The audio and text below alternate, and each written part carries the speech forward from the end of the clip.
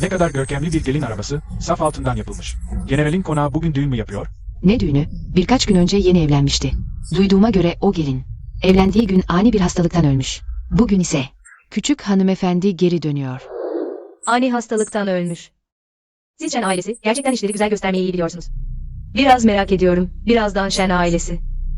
Ölümden dönen beni görünce nasıl bir tepki verecek? Küçük hanımefendi konakta. Sedanı indirin.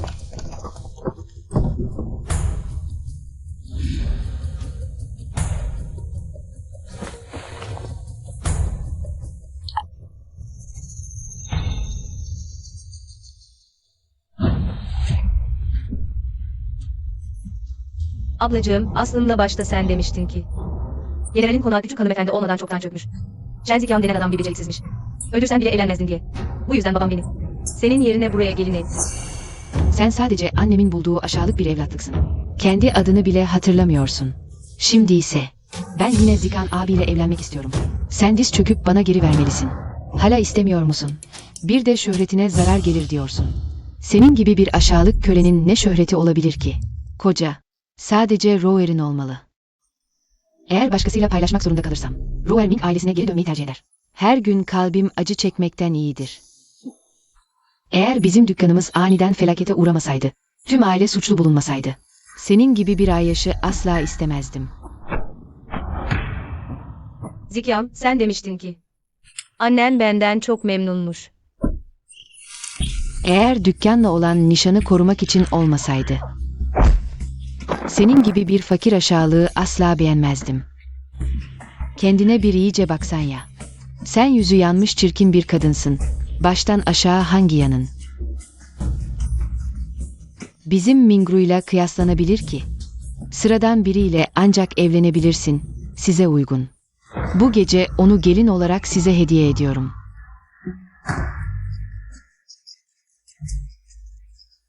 Artık evlenmek istemiyorum. Lütfen beni bırakın.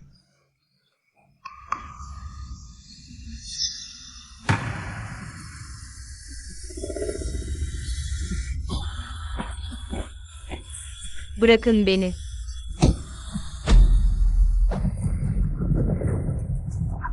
Hayır.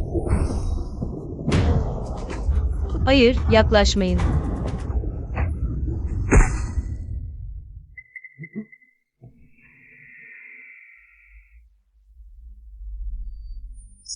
Küçük hanımefendiyi selamlıyoruz. Anne, nasıl bir dilenci buldun böyle? Aptal kız, senin nişanlı olduğun Şen generalinin konağı. Çoktan çökmüş. Bu küçük dilenci seninle yaşıt. Eğer evlenmek istemiyorsan. Annenin dediğini anladım. Ben kimim? Demek ki aptalın biriymişim. O zaman bundan sonra adın Aku olsun.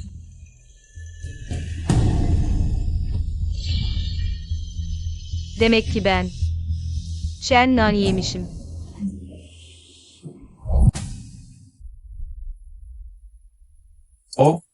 O ölmüş gibi görünüyor. Öldüyse öldü. Vücut hala yumuşak değil mi? Hari.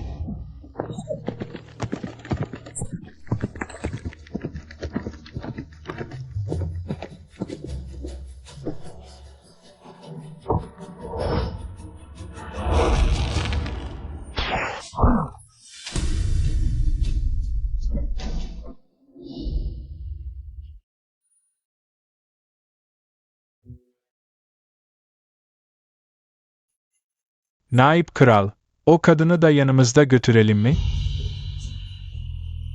Zaten nefesi kesildi. Ayıyı bulmak önemli. Hadi gidelim.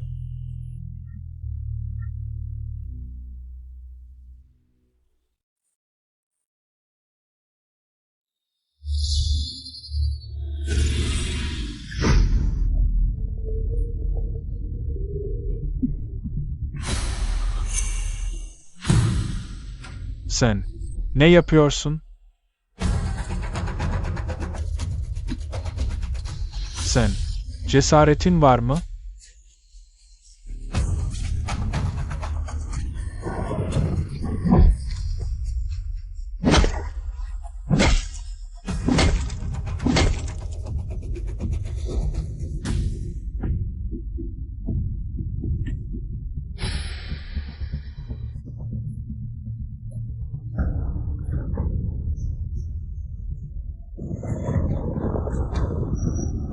Küçük hanım tez zamanda dönsün diye dua ediyorum.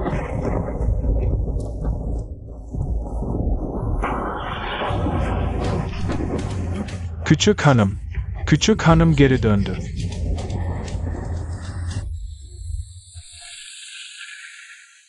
Shen Ziqian Mingru. Sadece geri dönmedim. Aynı zamanda Shen ailesinin küçük hanımıyım.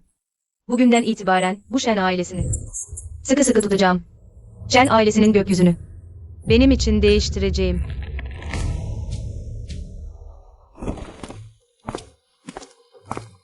Bugün Shen ailesinin küçük hanımının konakta dönüş günü. Tebrikler Naip Kral. Birazdan çocukluktan beri. Özlem duyduğun kişiyi göreceksin.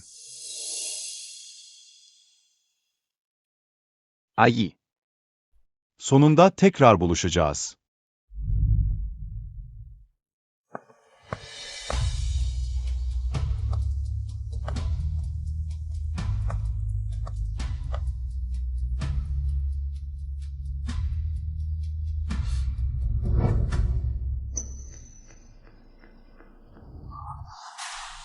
Nasıl o olabilir?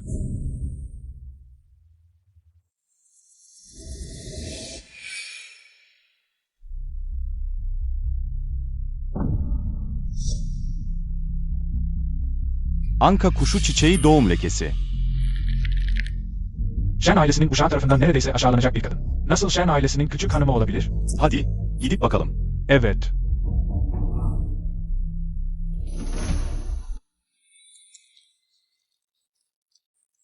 Ah, Oh tamam.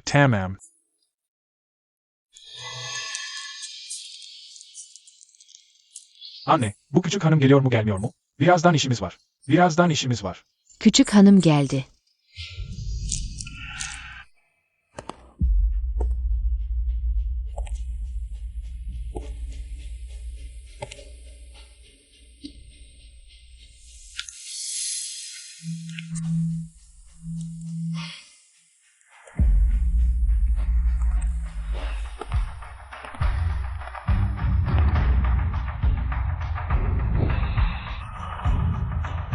Ah, bu. Küçük hanım konakta. Hala saygı göstermeyecek misiniz?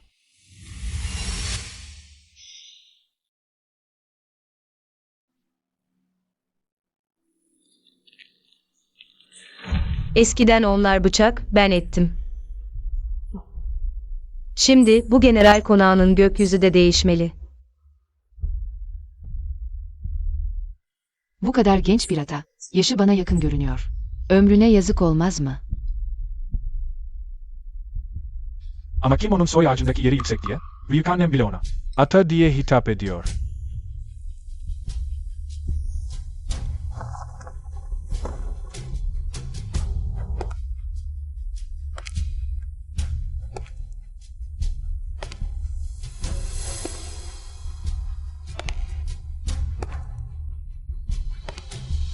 Ah, küçük hanım. Konakta hoş geldiniz. Sen de kimsin? Kendi konakıma dönüyorum. Senin hoş geldin demene gerek var mı? Küçük hanım. Bilmiyorsunuz. Kayınvalidem ağır hasta. Yanından bir an bile ayrılamıyorum. Bu yüzden dışarı çıkıp karşılayamadım. Diz çök. Sana biraz yüz verdim. Gerçekten büyüklük taslamaya cesaretin mi var? Sen daha 16 yaşında falan olmalısın. Gerçek küçük hanım mı? Değil mi? Henüz belli değil. Annemin sana diz çökmesini istemeye ne hakkın var?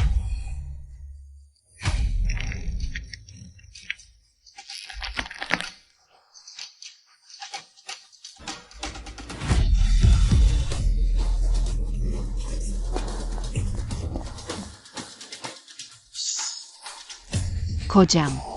Sadece benim sayemde. Senin atalım. Ne atanıymış? Eski bir bez parçasını saklayıp gizem yaratıyorsun. Şimdi senin sahte derini çıkaracağım. Bakalım insan mı yoksa hayalet misin? Sen. Aile büyükleri emretti. Bu kölenin canını feda etmesi gerekiyorsa bile. Küçük hanımefendiyi korumalıyım.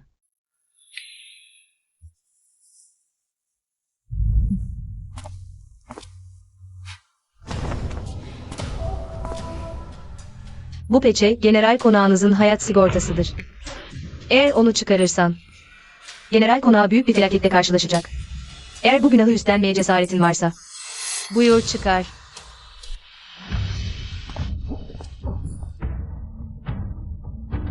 Atalarımızın bıraktığı hazineler ve servet onun elinde. Şu an ona karşı gelemezsiniz. Küçük hanımefendi, bu tokat bir lütuf. Ceza aslında bir ödüldür. Biz küçükler sevinerek kabul ederiz.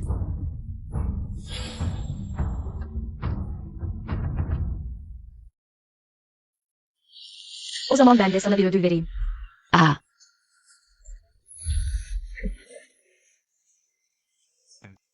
Zen. Ne kadar büyük bir nesilden olursan ol, herkesin önünde. Annemi böyle aşağılayamazsın. Kendisi dedi ki tokadım bir ödül. İyilik yapıp ödüllendirdim, sen ise aşağılama diyorsun. Madem siz bu asi torunlar bu kadar saygısızsınız, o zaman altınları alıp buradan giderim. Başka bir köşk alırım.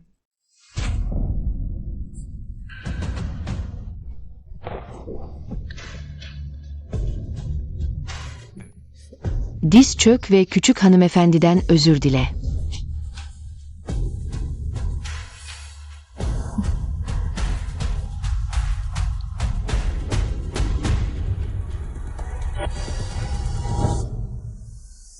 Küçük hanımefendi, Zikan genç ve anlamıyor. Birazdan onu iyice cezalandırıp size özür dileteceğim. En iyi odayı hazırladım. Dışarısı ne kadar güzel olsa da. Evimiz gibisi yoktur. Değil mi? Ben odaya yerleşmem. Ben Çenci bahçesinde kalacağım. O bizim yeni evimiz.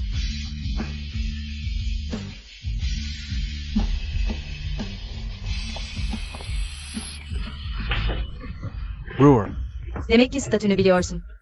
Burası Shen ailesi, sizin dük sarayınız değil. Bu koca general konağı. Shen ailesinin ataları tarafından bana bırakıldı. Siz yandallar sadece misafirsiniz. Eğer bir gün keyfim kaçarsa, sizi anında kapı dışarı ederim.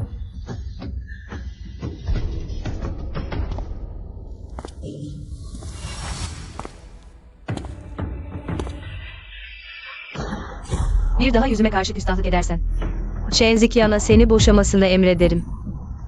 Amanın. Küçük hanımefendi. Küçük hanımefendi haklı. Dük sarayı zaten çökmüş. Burada böyle hava atmasına nasıl cüret eder? Ne küçük hanımefendisiymiş, bir gençle o da kapışıyor. Bakalım yüzün ne kadar büyükmüş. Benim gibi bir dük kızıyla o da kapışmaya cesaret ediyor. Aman küçük hanımefendi üst odayı istiyorsa hemen hazırlatayım. Temizlesinler.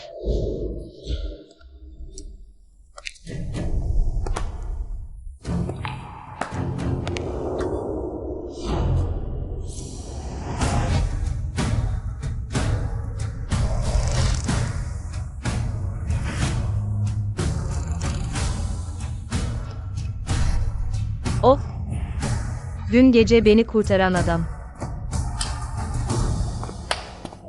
naipler majesteleri Xiao Yunyan huzurunda eğiliyorum. Küçük hanımefendi. O, naipler Xiao Yunyin DR. Sarayda tek kişinin altında, 10 binlerce kişinin üstünde. Görünen o ki Bayan Shen'in yaraları iyileşmiş. Dün geceki uşaklar sana zarar verdi mi? Beni tehdit ediyor. Dün geceki uşaklar. Yoksa dün gece. Aku'yu lekelemek için gönderdiğim o iki kişi mi? Akabo.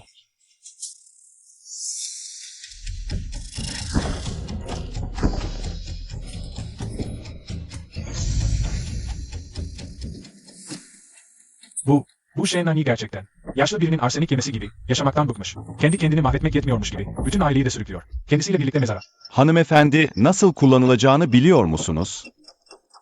Size öğretmemi ister misiniz?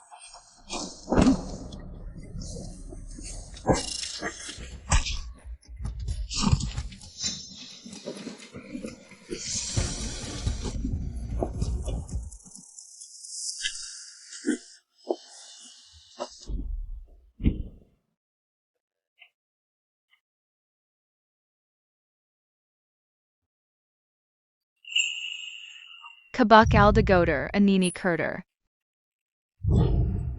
Seni bir hekime götüreyim. Naipler majesteleri, bu bizim Shen ailesinin. Küçük hanımefendi, bırakın da biz. Kocaman bir general konağına nasıl suikastçı girer? Bu hesabı sizinle sonra görüşeceğim.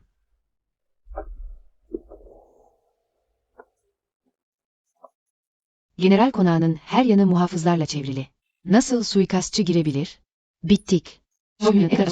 Ona düşman olduk. Bundan sonra. Rahat yüzü görebilecek miyiz? Ne yapacağız şimdi?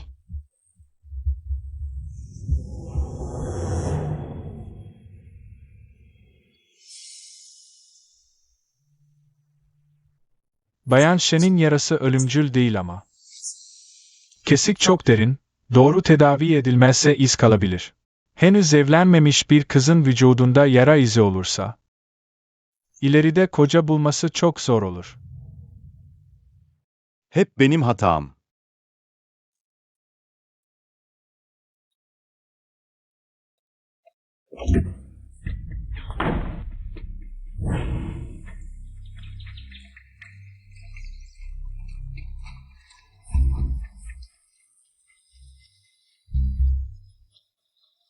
Bu kimin arabası?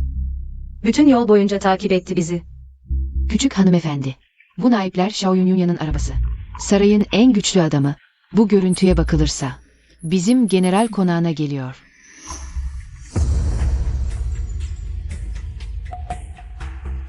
Küçük hanımefendi. Naiplere haber vermek ister misiniz? General konağının tüm muhafızlarını iç avluya çağırın. Ben küçük hanımefendiyi karşılasınlar. Hepsini iç avluya çağırırsak, dışarıda kimse kalmaz ki. Suikastçılara daha fazla fırsat veriyor. Shen ailesinin her şeyini geri almak istiyorum. Desteksiz nasıl olur?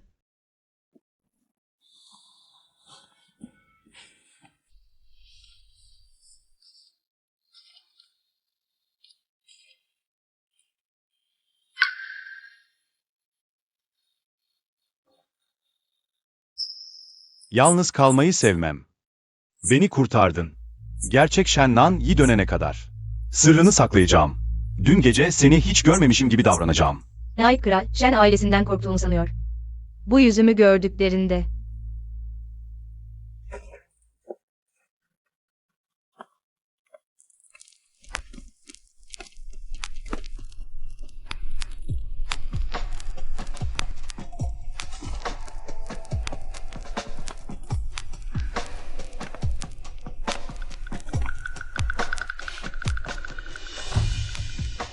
İstediğim şey. Naip Kral'ın başka bir şeyi.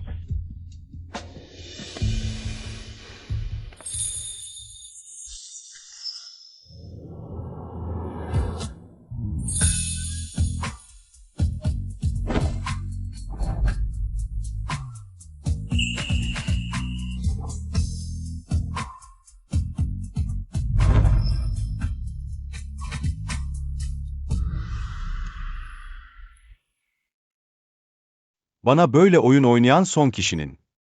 Mezarının üzerindeki ot 3 metre uzunluğunda.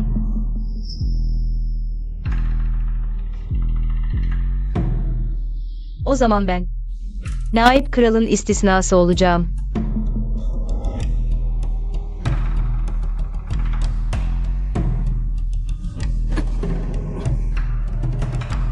Yani hedefin başından beri bendim.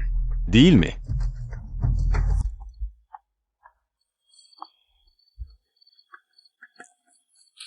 Ro'er, gündüz suikastçılar girdiğinde. Küçük hanımefendinin yüzünü net görebildin mi? Bana Ming ailesinin evlatlık kızına çok benziyor gibi geldi. Açao. Naip Kral koruyor. Net görmek mümkün değil. Eğer gerçekten o Aşu ise ve bizi böyle kandırıyorsa, onu paramparça edeceğim. Gerçekten bilmek istiyorsan, gidip bir bak. Ama Naip Kral hala içeride. Neyden korkuyorsun?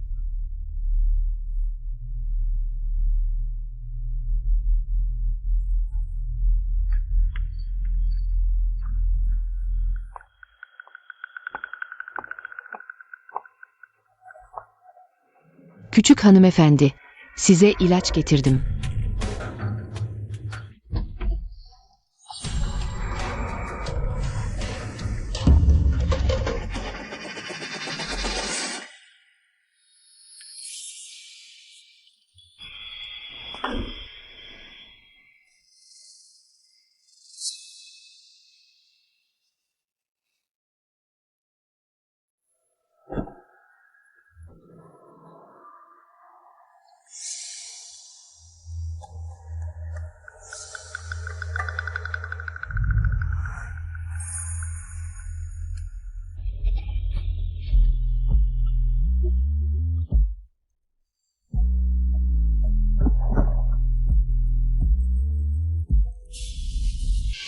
Hedefim, Naip Kral'ın üzerindeki ölümsüz. Kemikleri canlandıran diriliş hapı. Rüyanda görürsün. Diriliş hapı, annemin bana bıraktığı bir yadigar. Sadece gelecekteki eşime verilecek. O halde bir gece için Naip Kral'ın eşi olurum. Ne olacak ki?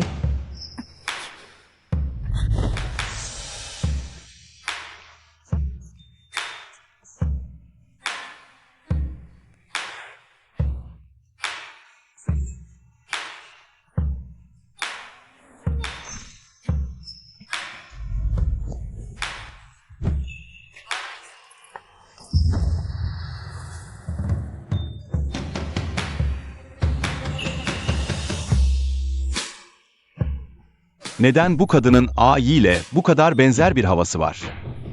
Ayi. Sana karşı çok özür dilerim.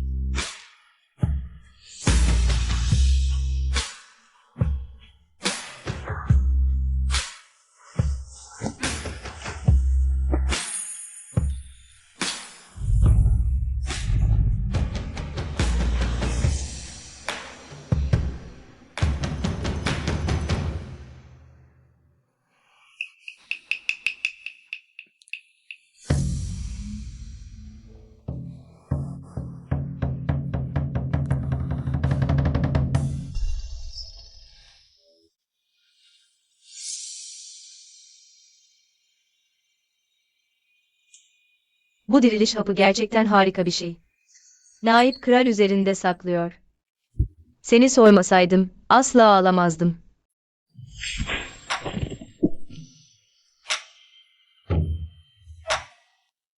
Bu diriliş hapını içsen ve yüzündeki. Bu yara izini iyileştirsen bile. Senin gibi entrikacı bir kadın. Ayi'nin yanında değersiz kalır. Ayi, sana karşı çok özür dilerim. Böyle bir kadınla. Naip Kral, bu diriliş hapını aldığımı yüzümdeki yara izini iyileştirmek için sanıyor. Ben onu alıyorum. Shen ailesiyle. Büyük bir oyun oynamak için.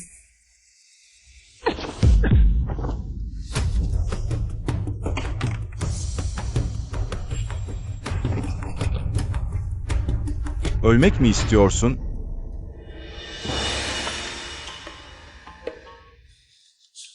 Naip Kral isterse.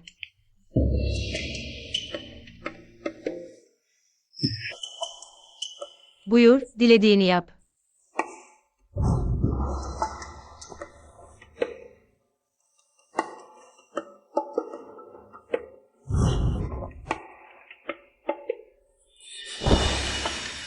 Alçakça.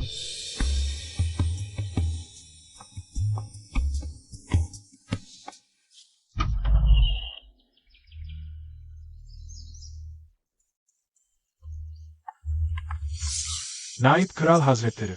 Gerçekten bilmiyoruz. Küçük hanımefendimizle sizin aranızda.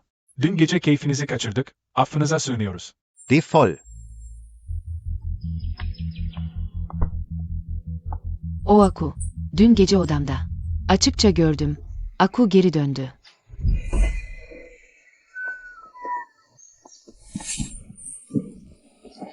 Küçük hanımefendi uyudu. Hala burada gürültü yapmaya cesaret ediyorsun. Ölü kız, sen. Ben. Gerçekten açıkça gördün mü? Onunla 10 yıldır birlikte yaşadım. Küller olsa bile. Onu tanırım. Kaynana. O kesinlikle. Zigan onu istemediği için. Shen ailesine kim besliyor ve intikam almak için geri döndü. Adi bir evlatlık kız. Böyle oyunlar oynamaya cesaret ediyor. General konağımız bir günlüğüne sevinsin.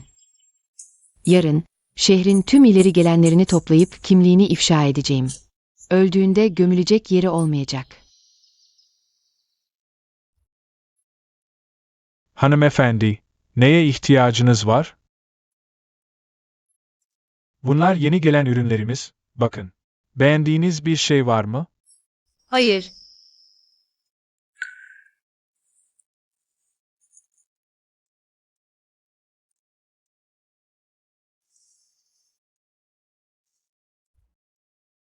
Bunu alıyorum.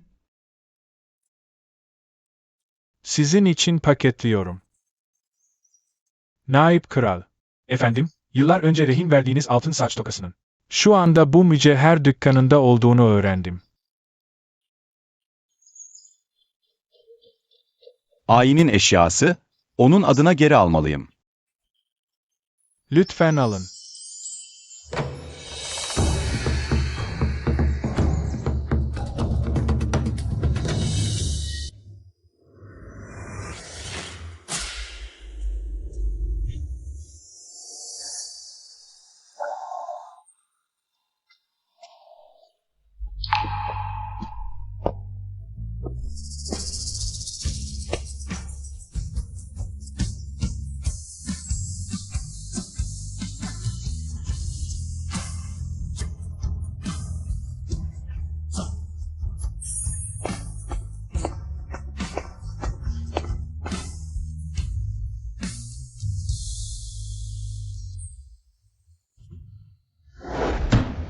Ne? Satılmış mı? Bilmiyor musun o bizim Naip? Efendimizin göz bebeğiydi. Kim aldı? Az önce, şu yüzörtülü kadın, dedi ki, o onun çocukluk eşyasıymış.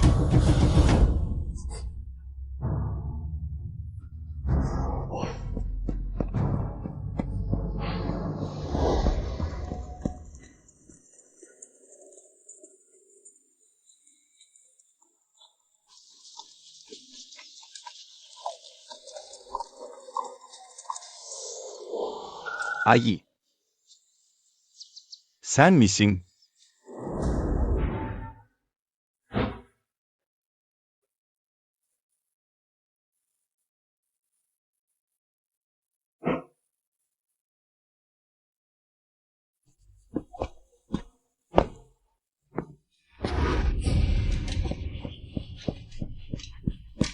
İyi kız kardeşim. Sonunda tilki kuyruğunu gösterdin. Büyük annemi öldürmeye çalışmak, küçük hanımefendiyi taklit etmek, general konağını alt üst etmek. Geri dönme amacın bu muydu?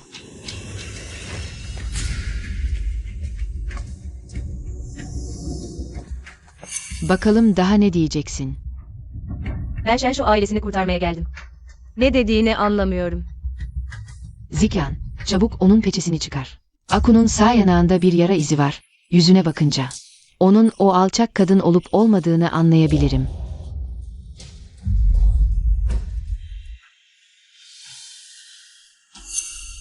Bu nasıl olabilir? Doktor bu yaranın asla iyileşmeyeceğini söyledi. Eskiden Shen ailesinde. Mingru'nun öfkesinden kaçınmak için. Yüzümü yaralı gibi gösterip bu yarayı taklit etmek zorunda kaldım. Şimdi bana borçlu olduğun her şeyi geri alma zamanı. O gerçekten Shen ailesinin küçük hanımefendisi. Shenzikan, adalarına böyle acımasız davranıyor. Babası döndüğünde onu öldürecek. Kim olursa olsun, bugün onun Aku olduğunu kanıtlayacağım. Onun kimliğini ortaya çıkarıp ölmesini sağlayacağım. Gerçekten senmişsin, o alçak kadın. Sen sadece bir dükkanın evlatlık kızısın. Kaynağı belirsiz, aşağılık biri. Benim eşim olmayı nasıl hayal edersin? Sadece seni evden kovdum. Ama sen intikam almak için fırsat kolluyormuşsun. Shen ailesinin küçük hanımefendisi gibi davranıyorsun. Ve büyük annemi öldürmeye çalışıyorsun. Bu kadının ne kadar kötü bir kalbi var. Şaşırmadım ki generalin evine alınmamış. Küçük hanımefendi gibi davranmaya cesaret etmiş. General döndüğünde onu parça parça edecek. Beni evden kovdun. Bugün bu odadaki herkesin önünde. Saygın ve güçlü insanların şahitliğinde. Shenzikan, bir yemin etmeye cesaret eder misin? Herkesin önünde anlat. Beni nasıl evden kovduğunu.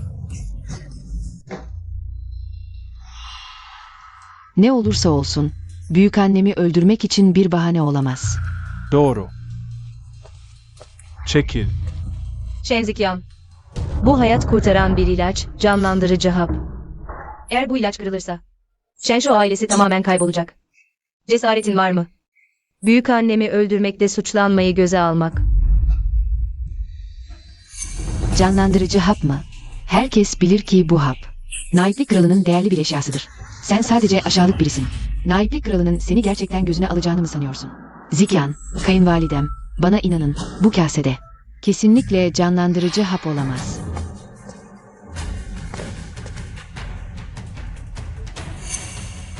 Aku, küçük hanımefendinin kimliğine bürünerek. Generalin evinde kargaşa çıkarabileceğini mi sanıyorsun?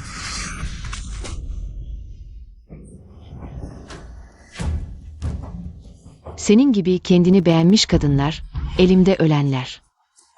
Sayısızdır.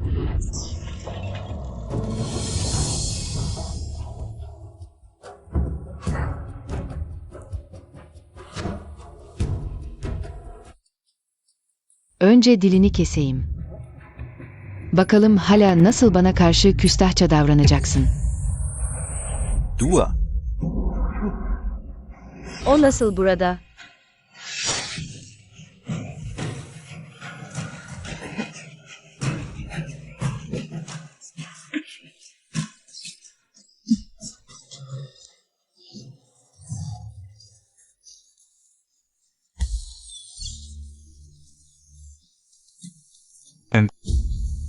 Seni deli kadın. Anneme zarar vermeye cesaret ediyorsun. Seni öldüreceğim. Naiplik Kralı Hazretleri, bu alçak kadınla bile olsa, özel bir ilişki olsa bile ona yardım edemezsin. Sadık bakanlarımızın ailesine zarar veremezsin. Ona yardım etmiyorum. Canım sıkılıyor. Ruhumu geri getiren hapım için üzülüyorum. Bu gerçekten ruh geri getiren hap.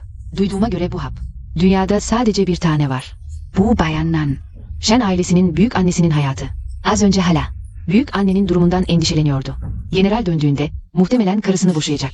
Bu gerçekten ruh geri getiren hapmış. Yoksa naip kral bu alçak kadına mı aşık oldu? Altın saç iğnesi, gerçekten ayı mı?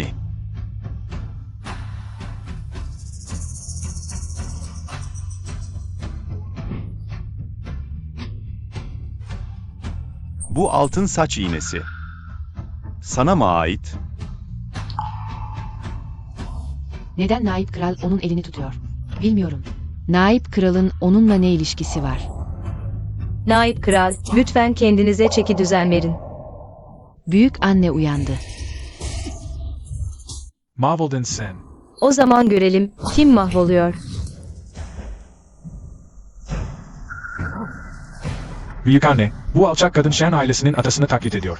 Generalin konağında fırtınalar koparıyor. Bay Ken. Lütfen dikkatlice bakın. Eğer onun sahte olduğunu söylerseniz, hemen onu dışarı çıkarıp ölüm cezasına çarptıracağım.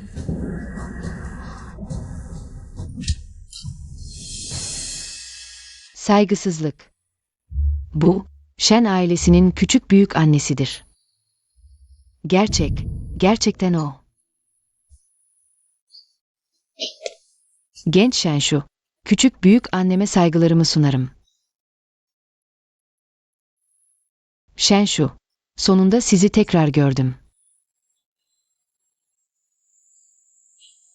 Büyük anne, yoksa yaşlılık bunamasına mı yakalandınız? O bir dolandırıcı. Zeus. Az önce konuştuklarınızı duydum. Zamanımın kalmadığını biliyorum. Son gücümle. Gözlerimi açıp küçük büyük annemi kanıtlayacağım. Bay Ken. Küçük büyük annenin kaşındaki fonik kuyruğu çiçeği eşsizdir. Yaşlı gözlerim kesinlikle yanılmadı. O gerçekten benim ayım. Diz çök.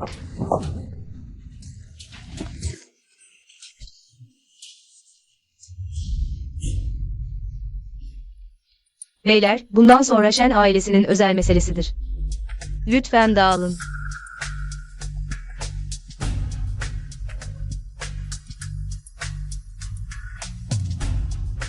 Naip Kral, bugün yardım ettiğiniz için. Shen Nan'ye minnettarım. Başka bir gün ziyaretinize geleceğim.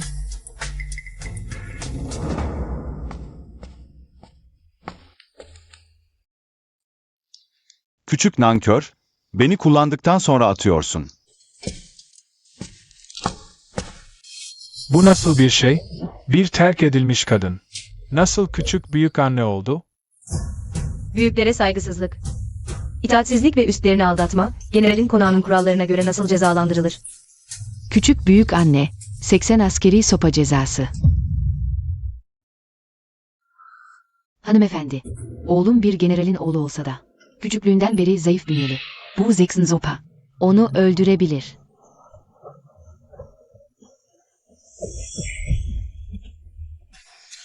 Öldürebilir. Öyleyse sen, annesi olarak 40 sopayı sen çek. En-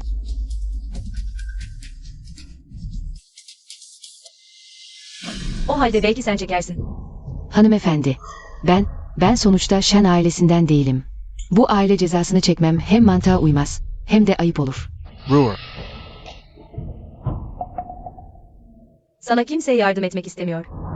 Görünüşe göre annen ve cariyeler de seni pek umursamıyor.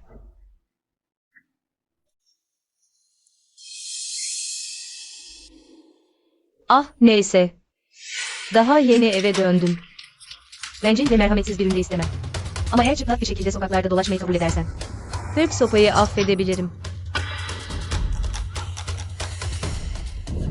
Şenzikyam, uşaklarıma. Şerefimi lekeletmek mi istiyorsun? O zaman ben de sana itibarın yerle bir olma tadını tattırayım. Sen. Erkek adam. Nasıl soyunup sokaklarda dolaşır?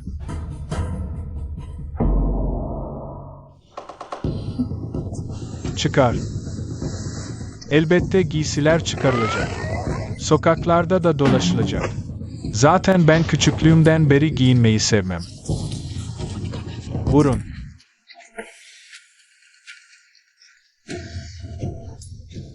General konağı size yemek vermedi mi? Sert vurun.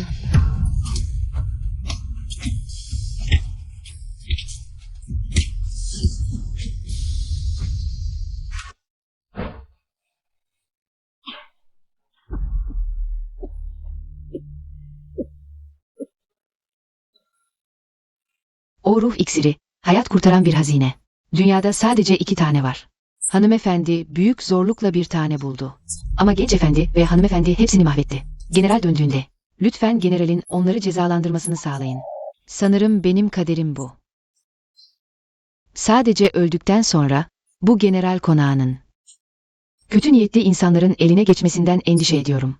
Bu 100 yıllık temel. Bir anda yok olabilir. Haklısınız. Ölmeyeceksin.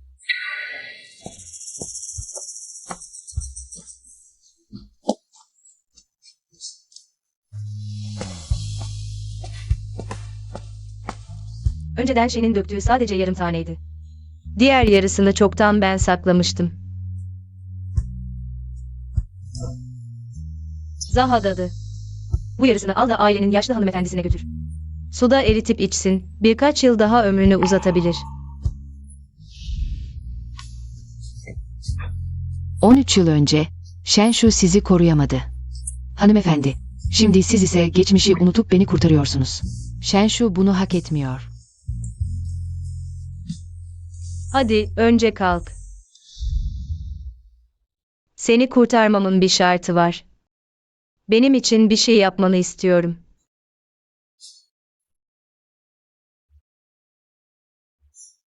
Peki, kabul ediyorum. Anne sana yardım etmek istemiyor değil. Sadece bu yaşlı kemikler. Dayanamıyorum. Biliyorum anne. Ben General Konağı'nın tek oğluyum. Küçüklüğümden beri siz ve babam bana bir parmak bile dokunmazdınız. Şimdi ise o alçak Shenangi tarafından. Böyle dövüldüm, yüzünüzü de çizdi. Bu hesap. Oğlunuzun defterinde.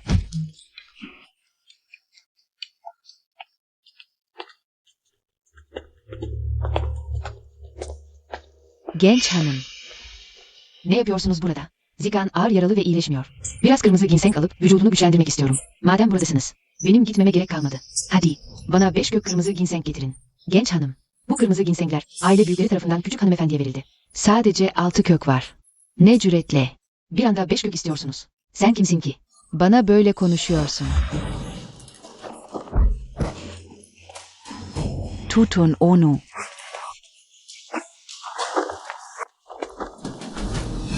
Ben general konağının genç hanımıyım. Küçük bir hizmetçiye. Dersimi veremeyecek miyim? Madem küçük hanımefendi seni eğitememiş, bugün ben onun yerine sana general konağının kurallarını öğreteceğim.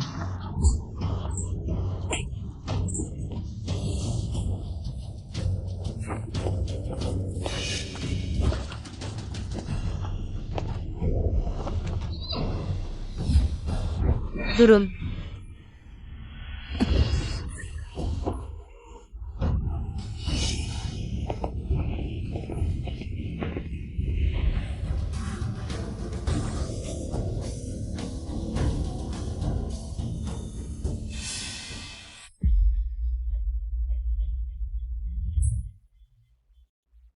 Kim sana benim adıma dokunma izni verdi?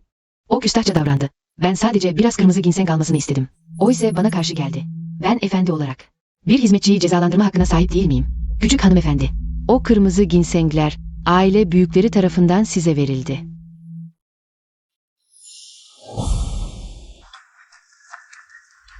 Kırmızı ginsengleri alabilirsiniz. Ama duyduğunuz gibi o ginsengler aile büyükleri tarafından bana ilaç olarak verildi. Madem bu kadar saygılısınız, o zaman bundan sonra ilaçlarımı genç hanımın bizzat hazırlamasını istiyorum. Ben general konağının genç hanımıyım. Senin hizmetçin değilim. Küstahlık. Senin kaynanan ve ben bile. Küçük hanımefendiye özenle hizmet ediyoruz. Sen kim oluyorsun? Ne bekliyorsunuz? Hemen gidin. Küçük hanımefendiye ilaç hazırlayın.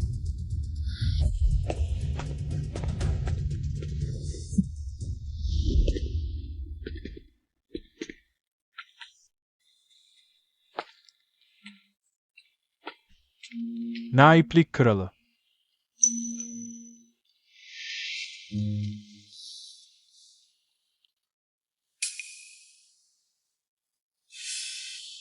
Niye yine geldi? Küçük hanımefendi, naiplik kralı, eski generalin isteği üzerine büyük hanımefendiye bakmaya geldiğini söyledi. Duyduğuma göre eski general sizi ziyaret etmek için konağa gelecekti. Ancak yoldayken imparator, naiplik kralına acil bir askeri rapor gönderdi. Eski general bu yüzden naiplik kralını general konağını yönetmesi için gönderdi. Demek böyle. Bu yüzden eski generale mektup yazdığımda gelen Şia Oyunyan oldu. O düşman mı yoksa dost mu? Amacı ne?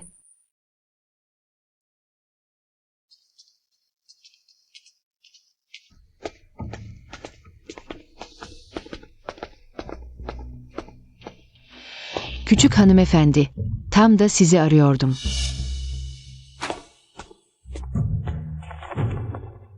Hanımefendi, kırmızı ginseng çorbası hazır.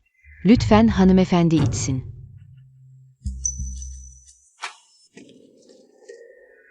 Ye, sana yemeni söylüyorum.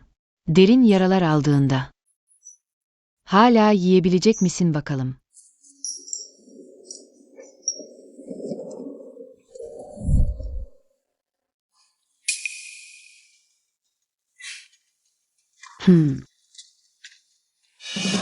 Bu yüzük, Naip Kral'ın en değer verdiği şey. Naip Kral'ın gençlik aşkından hediye. Generalin konağındaki en kıdemli kişi bile olsan. Naip Kral'ın yanında hiçbir değerin yok. Misafirimiz geldiğine göre suyu, ginseng çorbasını alıp misafirle paylaşalım. Şennayi, kendi başını yiyorsun. O zaman beni suçlayamazsın.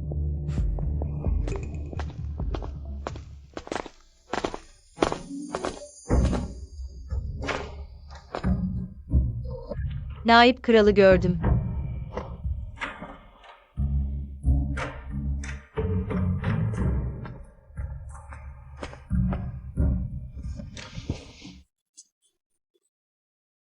Hanımefendi, sizi ziyaret ettiğinizi duyunca özellikle geldi. Shen Hanım'ın beni bu kadar düşündüğünü bilmiyordum. Demek ki bundan sonra generalin konağına sık sık gelmeliyim.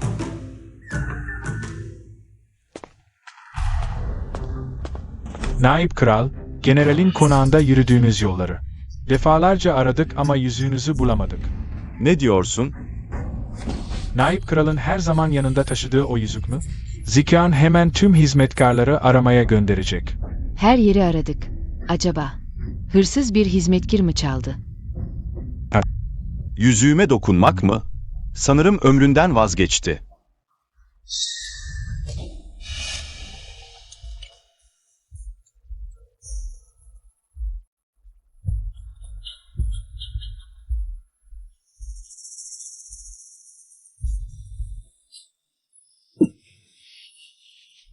Hanımefendi, ne oldu?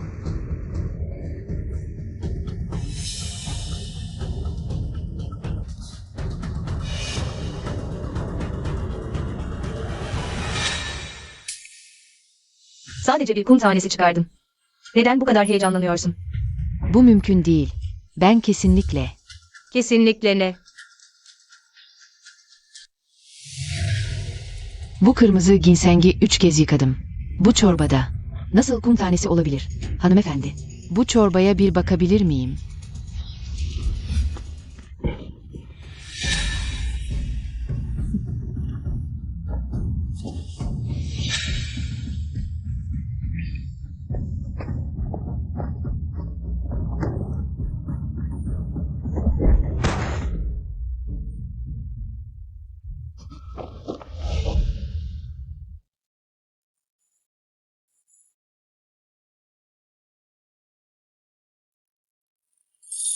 Bu akik taşı çok tanıdık geliyor.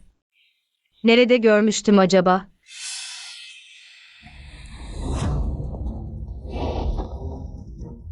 Yüzüğüm neden sende? Hayır, hayır. Sanırım biri hırsızı hırsız diye bağırıyor ve naip kralın önünde. Generalin konağının itibarını zedeliyor. Şenzikyan, bu hanım. Sanırım hiç güzel şeyler görmemiş.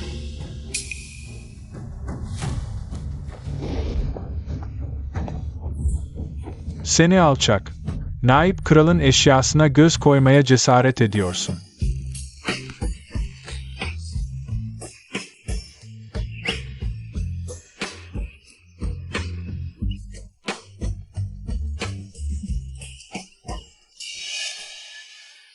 Büyüklerin şefkatli olması gerektiği söylenir ama Shen Hanım'ın gençlere hiç şefkati yok gibi görünüyor. El kesme emrini naip kral verdi. Benimle ne alakası var?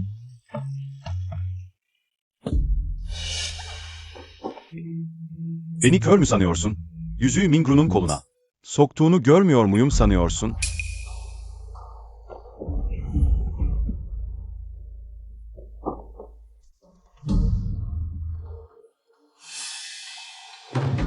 O zaman naip kral neden bana yardım etti?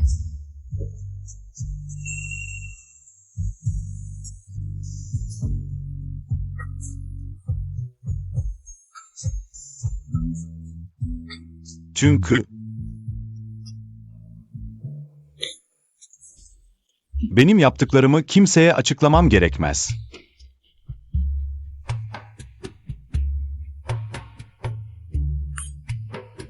Seni başka bir zaman ziyaret edeceğim.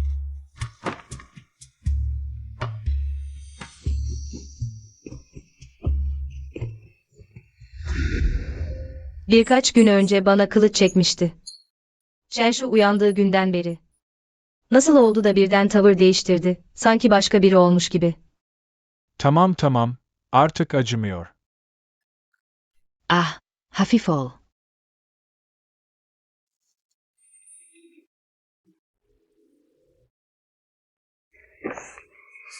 Hafif ol. Bana neden bağırıyorsun? Kendi yaram daha iyileşmedi. Hep senin beceriksizliğin yüzünden. Yoksa ben, bir dükün kızı. Nasıl bu hale gelirdim? İyi seni cadı. Hep senin aptallığın yüzünden. Bir yüzük saklayamadın, sonra da. Kendi ayağına taş attın. Ne dedin? Bir daha söyle. Sana ne cesaretin var? Bana vuruyor musun? Şenzikyan, olduğun yerde kal. Ölümü arıyorsun.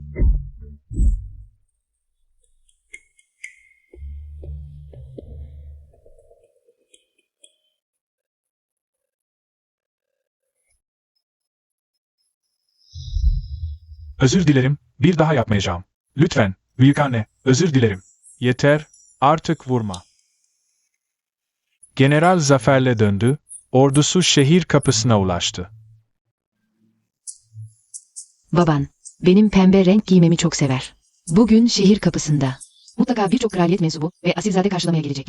Kendimi en güzel hale getirip babanın gözlerini kamaştıracağım. Tabii, pembe genç kızlara yakışır. Anne, kaç yaşındasın sen? Kısta, annene nasıl böyle konuşursun? Anne, babayı nasıl memnun edeceğini düşüneceğini. Babanın karşısına çıkıp büyük annenin hayatını kurtaracak ilacı. Nasıl devirdiğini açıklamayı düşün. O action nanny. Kesin bu fırsatı değerlendirip babanın yanında olayı abartacak. O zaman, üzerinde pembe giysiler olsa bile, babanın cezasından kurtulamazsın. Haklısın. Ne kadar gizlenebilirsem o kadar iyi. Bugün onun babanla görüşmesine izin vermeyeceğim. Küçük hanımefendi, bugün generalin zafer günü. Akaba. Şehir kapısına gidip bir bakalım mı?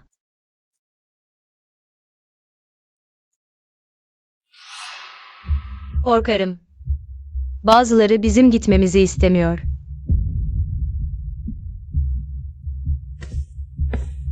Küçük hanımefendi buradaymış. Beni çok aradınız. Mingru kızımızın eli yaralandı. Bugün size şifalı yemek yapamayacak. Ben onun yerine size bir kase kuş yuvası hazırladım. Çabuk, sıcakken için. Sonra generali karşılamaya gideriz. General sizi henüz görmedi. Şimdi çok heyecanlı olmalı. Sen akıllı birisin. Bu kadar saygılı olduğun için. Bu kuş yuvasını sana hediye ediyorum. Ye. Ah, küçük hanımefendi. Bu kuş yuvası aile büyükleri tarafından size gönderildi. Ben yersem olmaz. Kaynana kesinlikle beni cezalandıracak. Küçük hanımefendi, lütfen bana zorluk çıkarmayın. Eğer yemezseniz, ben dökerim. İyi niyetin boşa gitmesi, açgözlülükle suçlanmaktan iyidir. Bu kadarını söylediysen, eğer yemezsem. Küçüklere kötü davranmakla suçlanan ben olurum herhalde.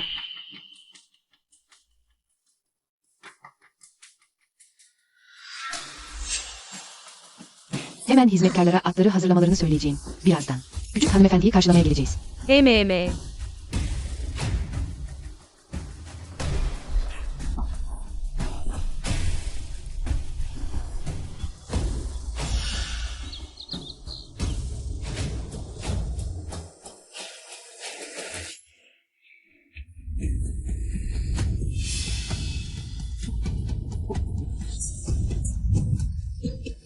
Zehirli.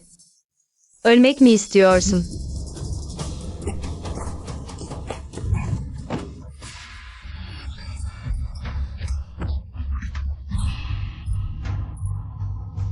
Küçük hanımefendi, bu bizim Shen ailesinin küçük beyefendisi. Küçüklüğünden beri deli ve aptal, küçük hanımefendiyi rahatsız etti.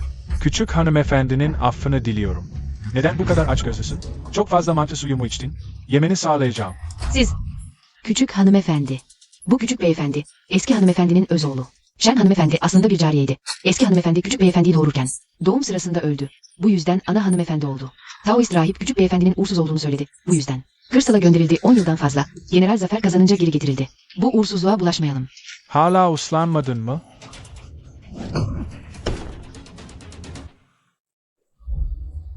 Gel.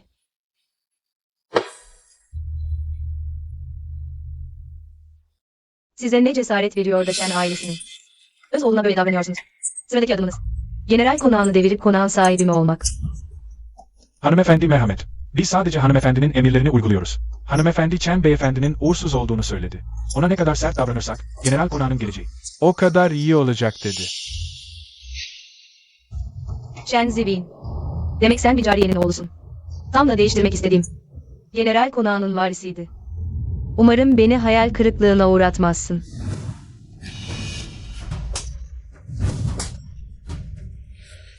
Güzel abla, yardımın için teşekkürler ama onlar haklı. Ben bir felaketim, annemi öldürdüm, bana yaklaşan herkesin. Sonu iyi olmaz. Güzel abla, lütfen benden uzak dur. Şimdi nesil karıştı. Bana küçük hanımefendi demelisin.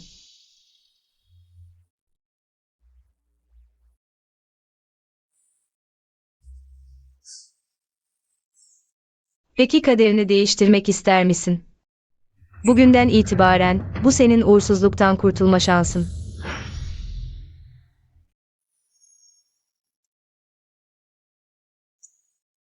Bana at arabası hazırla, şehir kapısında generali görmeye gideceğim.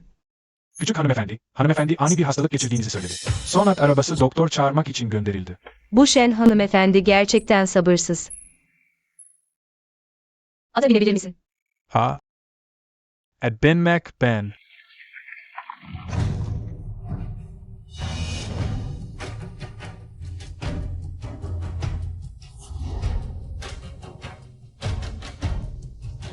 Binaya.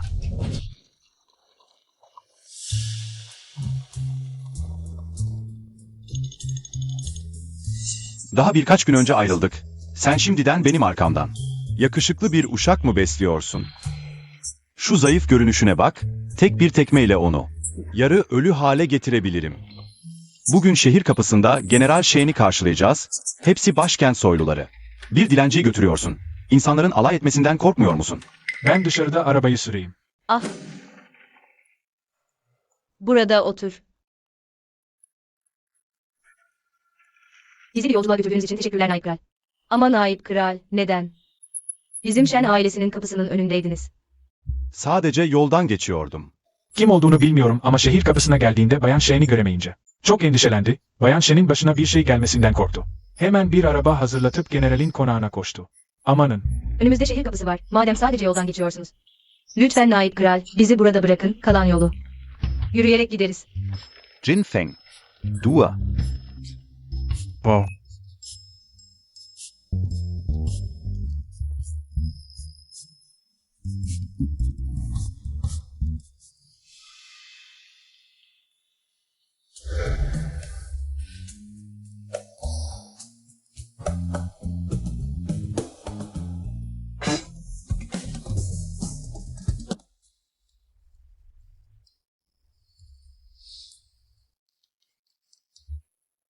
Shennanyi. Şehir kapısında rüzgar sert, bir kat daha giymeyi akıl edemedin mi?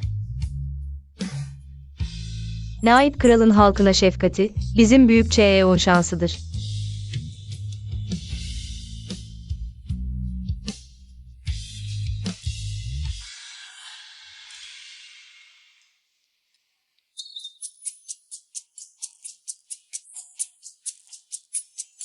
Senin vücudun zayıf, donup ölme.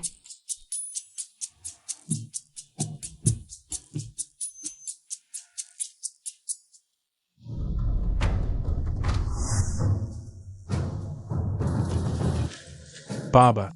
Efendi, sonunda döndün. Seni çok özledim. Harika. Babam geldi. Artık bize arka çıkacak biri var. Şu Shennanyi'yi hizaya getirecek. Bu yıllar boyunca dışarıda savaştım. Evi sen yönettin, anneme sen baktın, çok emek verdin. Annem nerede? General bilmiyor. Küçük hanımefendi geri döndü. Kayınvalide ona bakıyor. Bu yüzden seni karşılamaya çıkmadı. Annemin sağlığı iyi değil. Konakta birçok hizmetçi var. Neden annemi yoruyorsunuz? Baba. Baba bilmiyor. O Shennanyi. Kıdemine güvenerek annemi ve büyük annemi hiçe sayıyor. Tüm general konağını alt üst etti. Alçak. Küçük hanımefendi, konaktaki en kıdemli kişidir. O sizin gibi küçüklerin kışkırtabileceği biri değil. Baban haklı. Beklemezdim.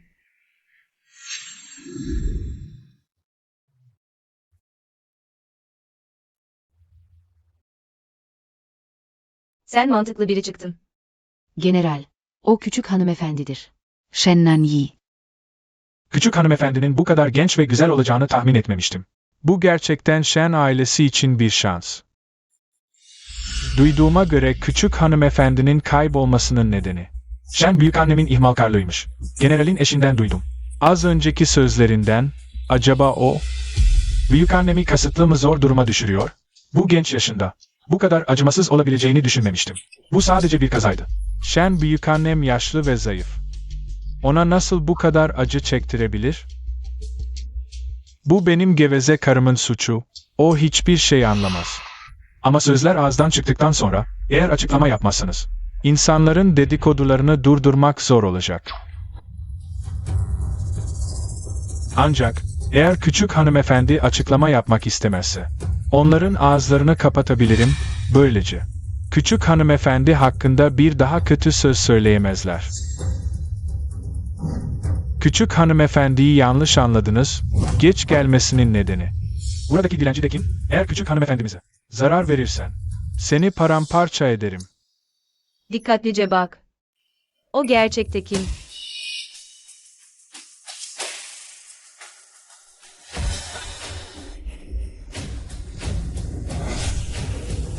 Aglım Zicheng.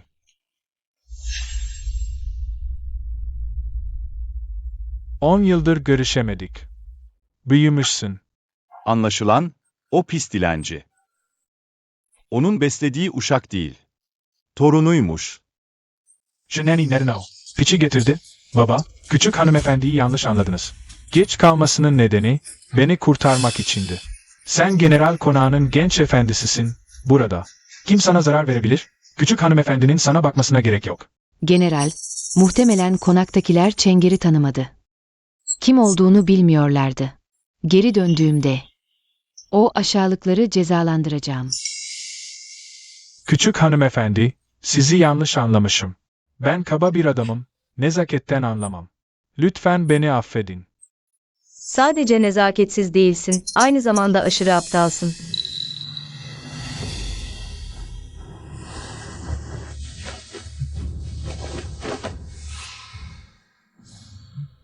Shen ailesinin asil oğlu 10 yıldır dışarıda acı çekiyor. Shen ailesinin reisi. Ailesini böyle mi yönetiyor? Shen kadını ve oğlu ile gelini pırıl pırıl giymiş. Şişmanlamışlar. Şu küçük efendiye bak, üstü başı perişan. Ne kötü bir üvey anne. General Shen de, üvey karısının asil oğluna zulmetmesine izin veriyor.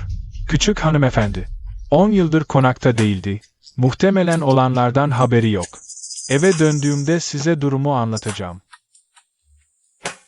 Dua. Naip Prens Hazretleri. General Shen, büyük CHU insancılık ve saygıyla yönetilir. Sen baba olarak şefkat göstermedin. Savaşta ne kadar başarılı olursan ol. İmparatorun gözüne girmen zor. Naip Prens haklı. Aptal kadın. Savaşa gitmeden önce defalarca tembihledim. Evdeki herkese iyi bakmanı söyledim. İşte böyle mi baktın? Benim Shen ailesinin torunlarına mı? Efendim, ben masumum. Zicheng'i ilk getirdiğimde, yemek içme ve giyim kuşam en iyisiydi. Bugün Zicheng bu kadar insanın önünde. Bu kadar perişan giyinmiş. Mutlaka birileri tarafından kışkırtılmış. Birileri beni karalamak, efendimin itibarını zedelemek istiyor. Efendim inanmıyorsa, buyurun. Eve gidip Zicheng'in odasını kontrol edin. Onun için aldığım eşyaları görün.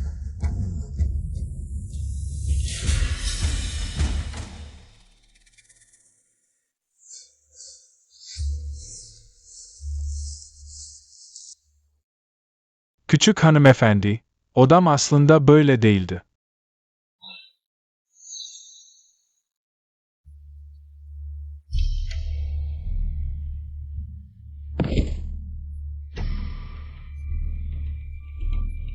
General hep der ki üvey anne olmak zordur. Ona, generalin konağının en yüksek standartlarına göre eşyalar aldım. Şimdi ben, küçük hanımefendi tarafından büyük oğlu kötülemekle suçlanıyorum. Gerçekten başımı duvara vurup, ölsem de masumiyetimi kanıtlasam. Bu da ne böyle? Küçük hanımefendi, bu mu dediğin? Chenger'in konakta kötü muamele gördü. Senin yaşına saygımdan dolayı, nasıl bile bile. Chenger'i bu perişan kıyafetlerle, naip prens ve başkent soyluları önünde. Karımın ona kötü davrandığı yalanını söyletirsin. Naip prens, Shenanyi, Shen ailesinin küçük hanımefendisi olarak, ona ceza vermem saygısızlık olur. Naip Prince Ten, Shenanyi'yi cezalandırmasını rica ediyorum. Generalin konağına adaleti sağlayın. Shen hanımefendi, söyleyecek bir şeyin var mı?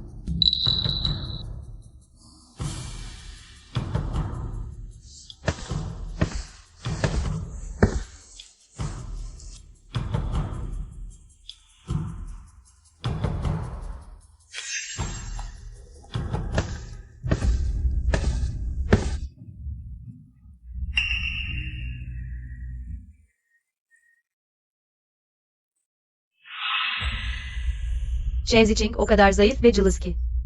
Bu kadar bol kıyafetleri giyemez. Bu kıyafetler yumuşak ve lüks. Nadir bulunan ipek kumaştan yapılmış. Eve döndüğüm gün. Açıkça Shen Zikya'nın üzerinde bunu giydiğini gördüm. Siz Shen Zicheng'i Shen Zikya'nın eski kıyafetleriyle başkent soyluları önünde rezil mi etmek istiyorsunuz? Nasıl yani? Az önce hizmetçiyi kıyafet dükkanına gönderdim. Shenziching için en uygun bedeni aldım.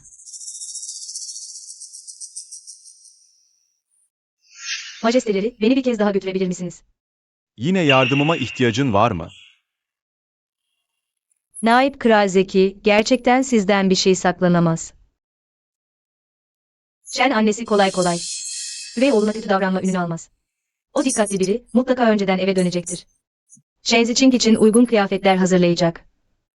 Winfeng kardeşler hızlı koşar. Winfeng kardeşlerden generalin konağına sızmalarını istiyorum. O kıyafetleri Sherzikia'nınkilerle değiştirmelerini. Sana yardım edersem bana ne faydası olacak? Naip Kral duymuş olmalı. Shen ailesinin ataları nesiller boyu ticaret yaparak büyük miktarda para biriktirdi. Hepsi hazinede. Ve tam da Shen ailesinin hazine anahtarı bende. Duyduğuma göre imparator, ordu masraflarını toplama işini Naip Kral'a vermiş. Shen Nanyi, Naip Kral adına bu parayı ödemeye hazır.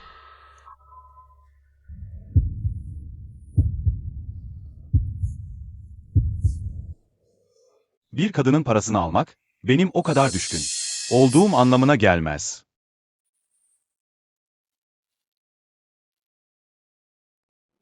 Sana yardım edebilirim. Ama bir şartım var. Şartın ne olduğunu düşünüp size söyleyeceğim.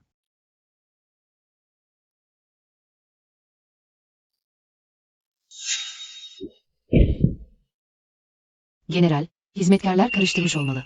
Zicheng ve Zicheng'in kıyafetlerini birbirine karıştırmışlar.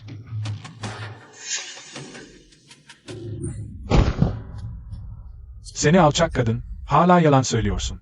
Şimdi Cheng'ir sararmış ve zayıf. Eğer iyi bakmış olsaydın, böyle olur muydu? Aile meselelerim Naip Kralı güldürdü. Shen ailesinin erkeklerinin eş seçme zevki. Gerçekten kötü miras. Naip Kral haklı. Bu alçak kadın, sonuçta generalin konağında 10 yıl hizmet etti. Başarısı olmasa da emeği var. İlk kez yaptığı için küçük bir ceza yeter. Kim ilk kez yaptığını söyledi.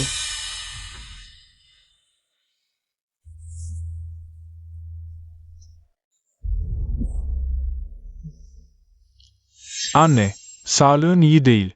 Neden kendin geldin? Eğer gelmeseydim, bu zehirli kadını koruyacak mıydın?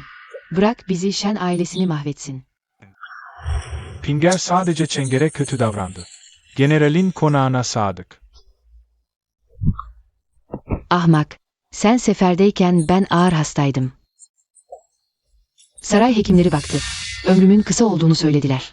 Teyzem hayatımı uzatmak için ruh iksiri buldu. Ama onun elinde mahvoldu. Benim sonumu getirecek. Ne? Ben kanıtlayabilirim. Shen ailesinin küçük hanımefendisi sizsiniz. Benden ruh iksirini istediniz. Ama ne yazık ki boşa harcandı. Üste kaynana saygısı yok, altta çocuk sevgisi yok. Böyle bir yılan gibi zehirli kadını eş olarak alıyorsunuz. Er ya da geç generalin konağını mahvedecek. Küçük hanımefendi haklı. Böyle bir kadın evin hanımı olmaya layık değil. Bugünden itibaren evin mührünü ve defterlerini teslim edeceksiniz. Bu evi artık yönetemezsiniz. General. Bu kadar yıldır savaş meydanlarında savaştınız. Ben kaynananıza baktım. Çok emek verdim. Bana böyle yapamazsınız. Üstelik annem artık yaşlandı ve mingru. Henüz ev yönetmeyi öğrenmedi. Bu evde benden başka kimse evin işlerini yönetemez. General, lütfen tekrar düşünün. Evin işlerini yönetecek kimse yok mu diyorsunuz? Beni nereye koyuyorsunuz? Demek bugün beni bu kadar büyük bir oyuna ortak etmesinin nedeni evin yönetimini ele geçirmekmiş. Evin yönetimi zaten küçük hanımefendinin olmalıydı. Bizler sadece geçici olarak yönettik. Artık ev mührü asıl sahibine iade edilmeli. Annem haklı. Bundan sonra ev mührü ve defterler küçük hanımefendi tarafından yönetilecek. Zahmet olacak. Kendi eşyalarımı korumak zahmet mi sayılır? Babam general konağının ilk aile reisiydi. Bu mal varlığı ve işler hep bana kaldı. Sizler sadece Shen ailesinin yandalarısınız.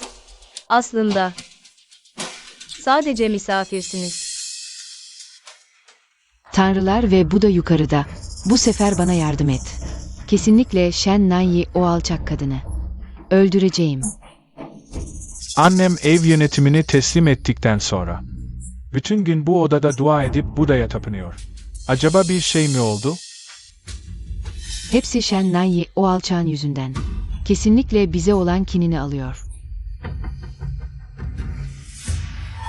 Tikyan.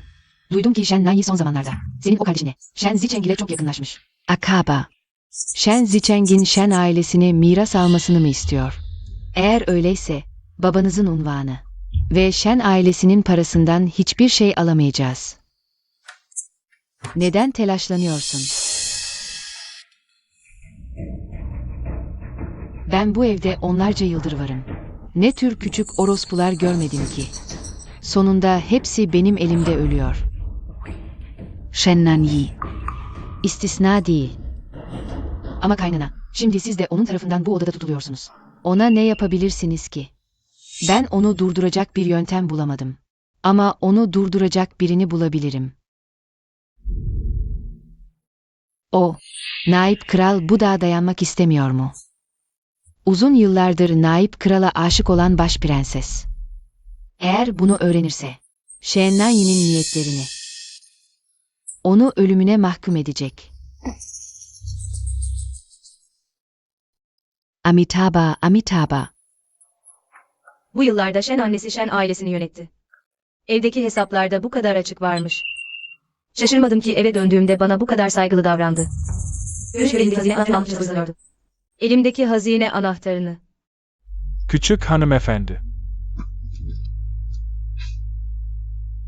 Sonunda biraz asilzade havası var. Son zamanlarda hala hizmetkarlar sana hakaret ediyor mu? Hayır. Küçük hanımefendi, benim adıma sahip çıktığınız için teşekkür ederim. Küçük hanımefendi evi yönetmeye başladığından beri. Yeme içme ve giyim kuşamım en iyisi oldu. Hizmetkarlar da ihmal etmiyor. Hafızama bak, gelirken baş prenses bir uşak gönderdi. Küçük hanımefendiye davetiye getirdi. Baş prensesin çiçek şenliği, sadece başkentin asillerini davet eder. Sizi davet etmesi, muhtemelen generalin evini yönettiğinizi öğrenmiş ve sizi yanına çekmek istiyor. Generalin evini yönettiğinizi öğrenmiş ve sizi yanına çekmek istiyor. Sanmıyorum.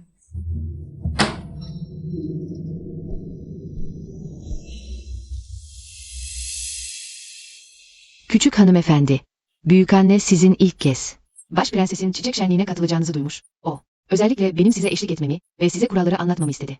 Generalin evinin yüzünü kara çıkarmamak için. Çiçek şenliği sizin gibi insanları bile davet ediyor. Daha ne yüz karası olabilir ki? Caip'in, küçük hanımefendi için hazırlananları getir.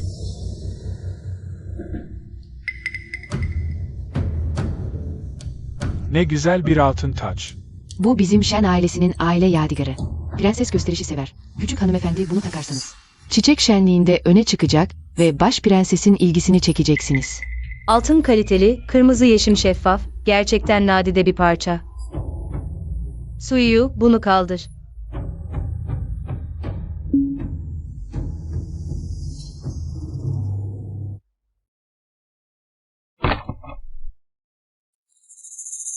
Bir de bu çiçekli kurabiyeler. Çiçek şenliğinde hanımlar kendi elleriyle yaptıkları çiçekli kurabiyeleri getirir. Baş prensesin beğenisine sunarlar. Prenses kimi seviyorsa o birincidir.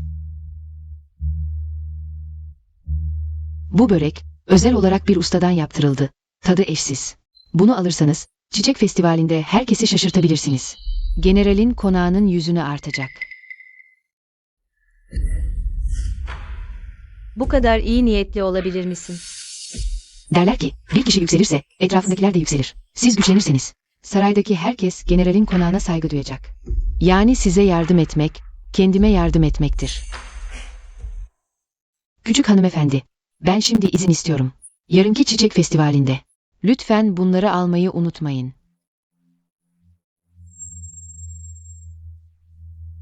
Bu yenge gerçekten iyi kalpli, her şeyi düşünmüş.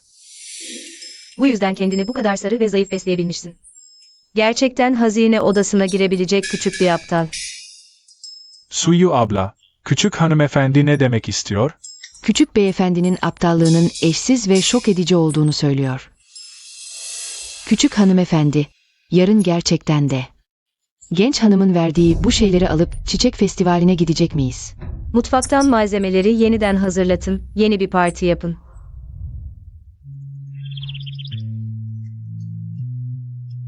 Küçük hanımefendi, kötü haber. Dün emrettiğiniz çiçek festivali için yapılan tatlılar, kediler tarafından parçalandı. Şimdi sadece 1 saatimiz kaldı. Şimdi yeniden yapmaya kalkışsak da yetişmez. Duyduğuma göre, çiçek festivaline eli boş gitmek büyük ayıp. Geçen yıl bir hanımefendi bir şey getirmedi diye prenses çok kızmış. Halkın önünde dövülmüş ve prensesin konağından kovulmuş. Demek benim bu çiçekli börekleri götürmemi istiyorlar. Suyu, o zaman onların istediği olsun. Al şunları. Prensesin bugün gerçekten takacağına emin misin? Şenay şu alçak kadının başındakiyle. Aynı altın tacı. Prensesin konağında çalışan kız kardeşim. Bunun prensesin çiçek festivali için yaptırdığı en yeni model olduğunu söyledi. Prensesin erkeklerini çalıp aynı altın tacı takmak. Ölmeyi beklemek demektir.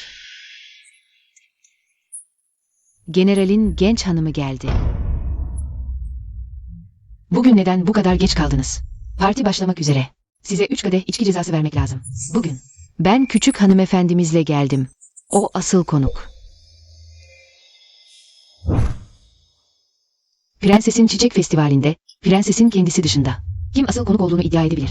Şen hanımefendinin statüsü ne kadar yüksek olursa olsun, bu kadar küstahça davranmak. Generalin konağına bela getirebilir.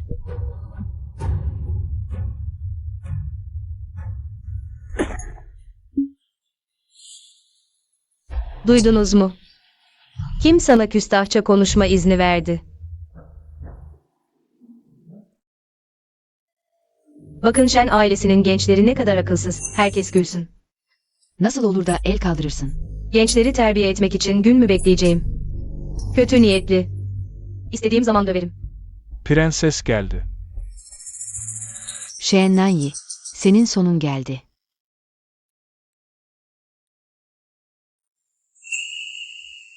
Bugün çok hareketli. Herkes bir arada toplanmış. Acaba ne gibi bir gösteri var?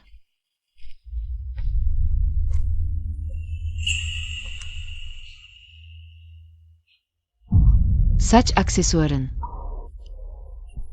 Lütfen büyük prenses, ailemizi affet. Sen de kimsin? Büyük prensesle aynı tokayı takmaya nasıl cüret edersin? Nasıl? Nasıl böyle olabilir?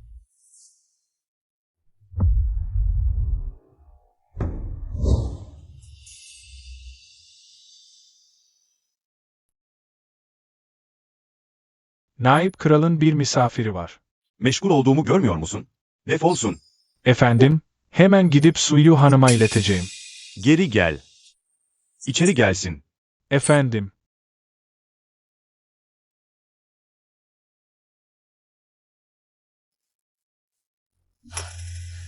Ama küçük hanımefendinizin bana iletecek bir mesajı var mı?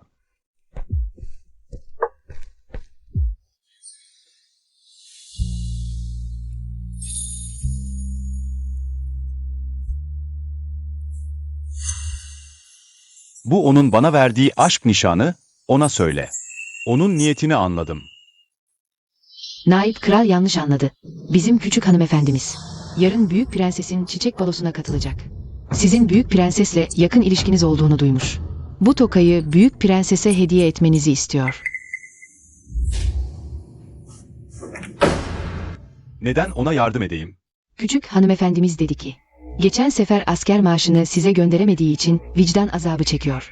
Eğer Naip kral isterse sizinle işbirliği yapmaya hazır. Bundan sonra tüm general konağı emrinizde olacak. Küçük hanımefendinize söyleyin. Büyük prensesle yakın değilim. Özel bir ilişkimiz yok.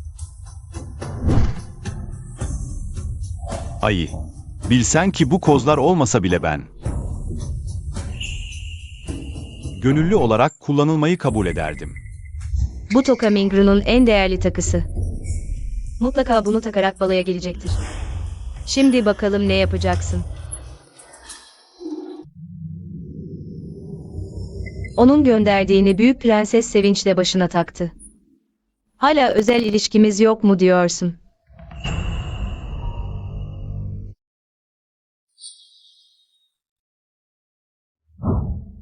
Benim saç aksesuarımı taklit etmeyi seviyor.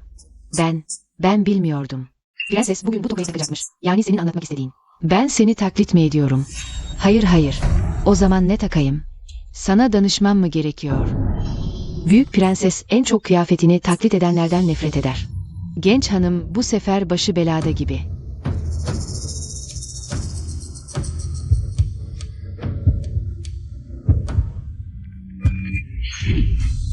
Biliyor musun? Bu toka benim en sevdiğim eşyam. Sadece benim gibi ülkenin en güzeli takabilir. Madem kendini bilmiyorsun, bu yüzünü mahvedeyim. Bir daha beni taklit edemeyesin.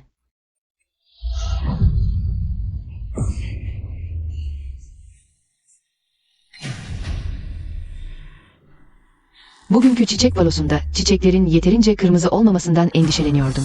Genç hanımın kanı çiçekleri kızıla boyadı. Bu da günahını ödemeye yarar. Herkes yerine otursun.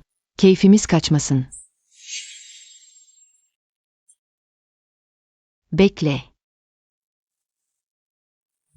Bu yüz çok yabancı. Sanırım general konağının yeni bulduğu küçük hanımefendisi. Şenay Sen hanım değil mi? Tam da. Duyduğuma göre naip kral, Bayan Shen'in sıkıntısını çözmek için defalarca generalin konağına gidip gelmiş. Bayan Shen, Yunca'nın arkadaşı olduğuna göre. O zaman benim de değerli misafirimdir. Lütfen üst katta oturun.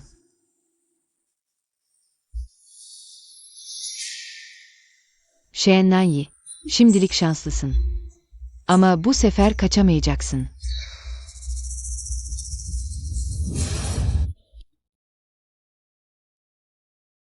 Bugünkü çiçek şenliğinde sizler için bizzat çiçek pastası hazırladım. Chuntiao. Getirip hanımlara dağıt.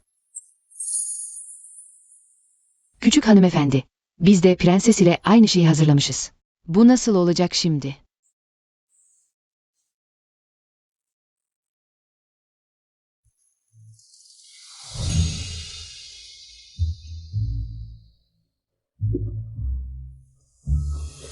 Söylentilere göre çiçek pastası, naip kralın en sevdiği yiyecekmiş. Bu yüzden her yıl çiçek şenliğinde prenses bizzat çiçek pastası yapar. Prensesin maharetli elleriyle yaptığı şeyler de son derece zarif ve eşsizdir. Bizim gibi kaba becerilerimizle yaptıklarımızı sunmaya utanırız.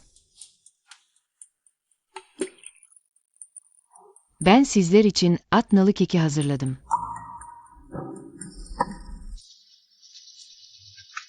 Küçük hanımefendi, bu nasıl olacak şimdi? Bayan Shen, bugün bizim için ne hazırladınız? Beceriksiz ellerimle yaptığım şeyler. Sizlerinki kadar zarif ve lezzetli değildir. Bayan Shen, yemek kutusunu açmaktan bu kadar çekiniyorsunuz. Yoksa kutunun içindeki şey gözükmeyecek kadar kötü mü? Küçük hanımefendi, yoksa siz de prenses gibi çiçek pastası mı yaptınız? Şimdi anlıyorum. Dün hizmetkarların küçük hanımefendinin sürekli çiçek aradığını söylediklerini duymuştum. Demek ki çiçek pastası yapmak içindi. Hazırlık yapıyormuş. Cüret. Ben defalarca çiçek şenliğinde sadece benim çiçek pastası yapabileceğimi söyledim. Şenay, sen generalin konağının küçük hanımefendisi olduğun için benimle açıkça çatışabileceğini mi zannediyorsun? Yüzüme tokat mı atacaksın? Prenses, lütfen öfkelenmeyin. Suç o genç gelinin. Küçük hanımefendiye bilerek çiçek pastası gönderip sizi tuzağa düşürmek istedi. Onun yemek kutusunu açın. Eğer gerçekten çiçek pastasıysa asla affetmeyeceğim.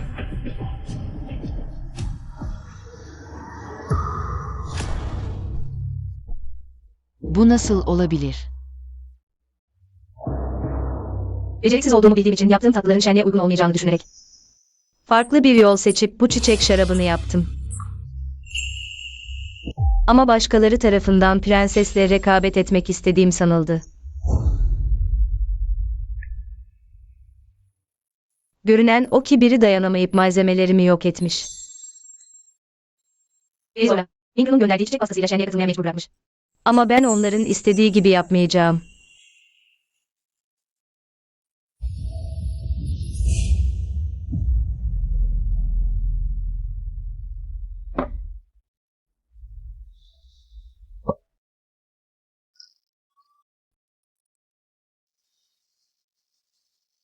...13 yıl önce uçurumdan düşüp hafızamı kaybettim ve Ming ailesi tarafından evlat edinildim. Bir hizmetkar gibi kötü muamele gördüm. Şarap yapmayı da aşçı kadından öğrendim. Bu nasıl olabilir?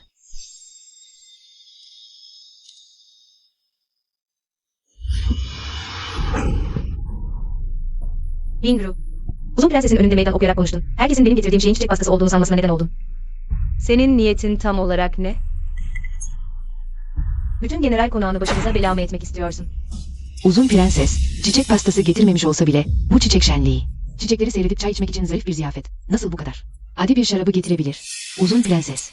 Genç hanımefendi haklı. Siz değerli bir vücuda sahipsiniz. Nasıl böyle bir şarap içersiniz? Uzun prenses hazretleri. Onu kesinlikle ciddi şekilde cezalandırmalısınız. Bayan Shen, Zende Daidon. Kuralları çiğnedin. Seni korumak istesem bile diğer hanımefendiler kabul etmez. Şöyle yapalım. Eğer bu yaptığın şarabın hepsini içersen daha fazla üzerine düşmem. Uzun prenses, lütfen merhamet. Bu kadar şarap, güçlü kuvvetli bir erkek bile içse dayanamaz. Cüret, sen sadece bir hizmetçisin. Uzun prensesin önünde söz hakkın yok. Sen de onun gibi bir hizmetçisin. Onun söz hakkı yoksa senin mi var? Sizler ölü müsünüz? Onu yakalamayacak mısınız? Uzun prenses, Bırakın beni. göreyim bakalım. Karakteri mi keskindir?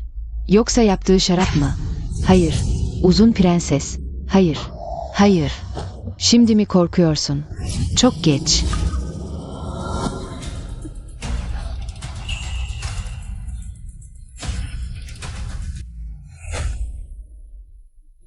Ben küçük hanım için endişelenmiyorum. Uzun prenses için endişeleniyorum. Küçük hanım kızdığı zaman prensesi bile dövebilir. Kim benim insanıma dokunmaya cüret eder?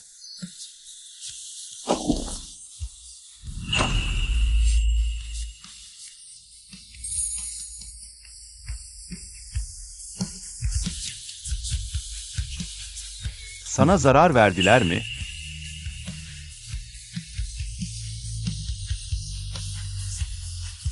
Neden bu kadar şanslı? Her seferinde naip prens yardımına geliyor.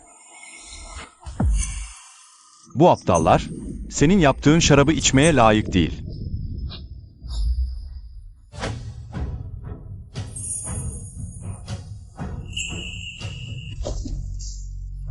Yunin, ben. Benim hazine olarak gördüğüm şeyi siz böyle çiğnediniz. Bana göre bu çiçek şenliği de sadece görünüşte güzel. Artık düzenlenmesine gerek yok.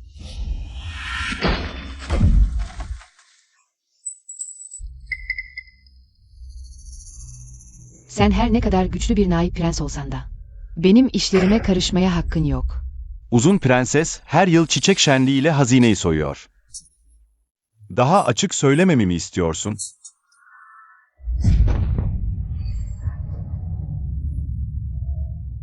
Benim için uzun prenses ile bile ters düşmeyi göze aldı. Bundan sonra böyle pis ziyafetlere gitmek istemiyorsan, gitme. Xiao Yunin, bu kadın için beni ve bütün sarayı gerçekten karşına alacak mısın? Onun için bütün dünyayı karşıma alsam bile. Kimse tek kelime etmeye cesaret edemez.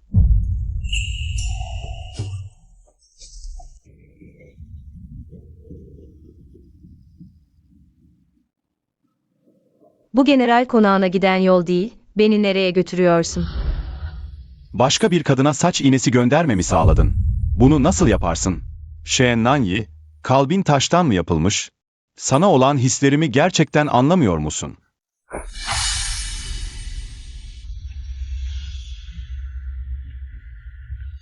Naip prens, yüzüğünüz düştü.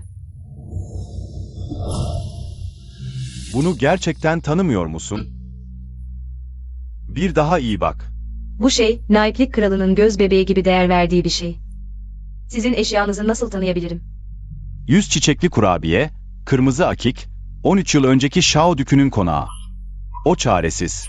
Annesini kurtarmaya çalışan genci gerçekten unuttun mu? Hanımefendinin adı neydi? Gelecekte Yunjian mutlaka bu iyiliğin karşılığını ödeyecek. 13 yıl önce bana altın bir saç iğnesi vermiştin. Üzerindeki kırmızı akik. Satmaya kıyamadım.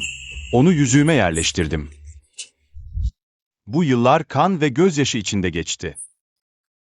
Sayısız kez ölümle burun buruna geldim. O benim tek dayanağımdı. Devam etmemin tek inancıydı. Ai. Artık hiçbir şeyden korkmuyorum. Sadece bir daha seninle karşılaşamamaktan korkuyorum. Sensin. Demek 100 çiçekli kurabiyeyi seviyormuş, bu yüzüğe değer veriyormuş.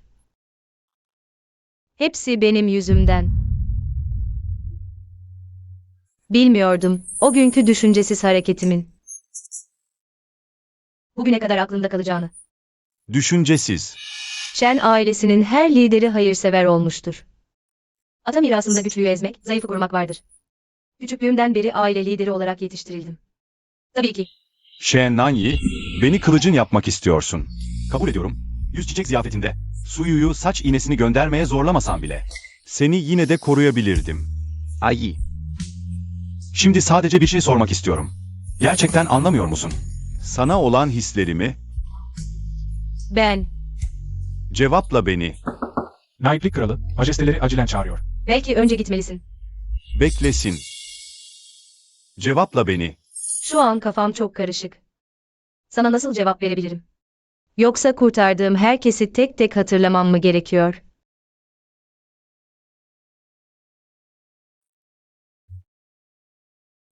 Anladım.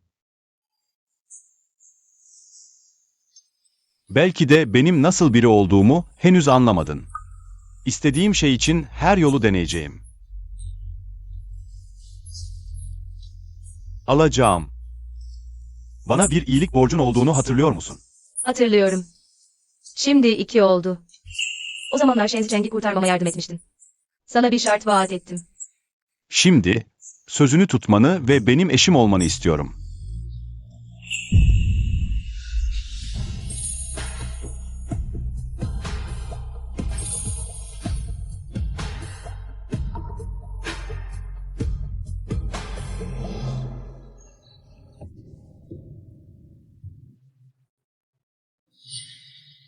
Amca, sonunda geldin. Gelmezsen bu saray halanın gözyaşlarıyla yıkılacaktı. O yine de bizim Cheheun büyük prensesi. Neden kadınların önünde ona hiç yüz vermiyorsun? Bunu sana mı söyledi? Eskiden halanın yaptığı çiçekli kurabiyeleri övmez miydin? Neden bugün ona bu kadar kızdın? Siz ikiniz bu dünyada benim son akrabalarımsınız. Aranız bozuk olunca arada kalmak zor. Öyleyse size bir evlilik fermanı yazayım. Saçmalama. Zaten kan bağınız yok. Sen büyükannemin oğlusun.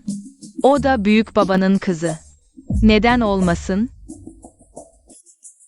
Bu kadar ölüm kalım mücadelesinden sonra seni bu tahta çıkardım.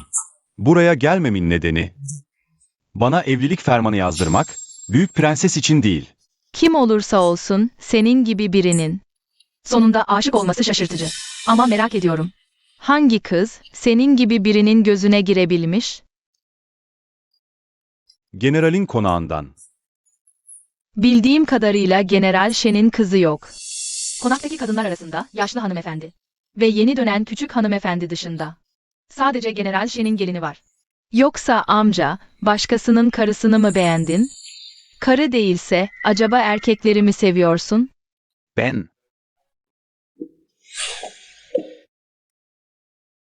Öyle değilse kim olabilir? Shen ailesinin küçük hanımefendisi. Shen Nanyi. Kesinlikle olmaz. Shen ailesinin küçük hanımefendisi çok değerli. General Shen, Chehehu için sınırları savunuyor, canını ortaya koyuyor. Nasıl onun küçük hanımefendisini gözüne kestirebilirsin? Kabul ediyorum. Hemen evlilik fermanını yazacağım. Bayan Shen, artık güvenle konağınıza döndüğünüze göre. Ben de geri döneceğim. Bekle. Gidip Naiplik kralına söyle, Shen Nanyi'nin. Bitmemiş işleri var. Onun duygularına karşılık veremeyecek. Onun eşi olamayacak. Bayan Shen, galiba Naiplik kralını tanımıyorsunuz. Naiplik kralı bir kez karar verdi mi, ölene kadar vazgeçmez. O saç iğnesi iyiliğini tam 13 yıldır unutmadı. O zamanlar, verdiğiniz iğneyi satıp ebe tuttu. Ama sonunda, hanımefendinin hayatını kurtaramadı. Bu nasıl oldu? Hanımefendi öldükten sonra, Naiplik kralının saraydaki ablası, öldürüldü ve sadece küçük bir çocuk bıraktı. Bundan sonra Naiplik prensinin karakteri tamamen değişti. Hayatını ortaya koyarak, her şeyi göze alarak yükselmeye çalıştı. Ablasının oğlunu tahta çıkardı. Ve demir yumrukla onun için saraydaki tehditleri temizledi. Dışarıdakiler, onun acımasız ve duygusuz olduğunu düşünüyordu. Ama sadece Winfeng biliyordu ki, onun kalbinde hala sizin için yumuşak bir yer vardı. Bayan Shen, bu tam 13 yıl boyunca. Naiplik prensi bir an bile sizi aramaktan vazgeçmedi. Size karşı olan hisleri. Winfeng fazla konuştu. Winfeng izin istiyor. Gidelim.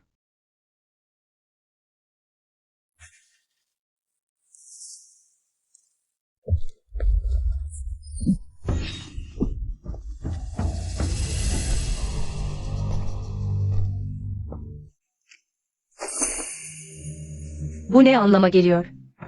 Siz isyan mı ediyorsunuz?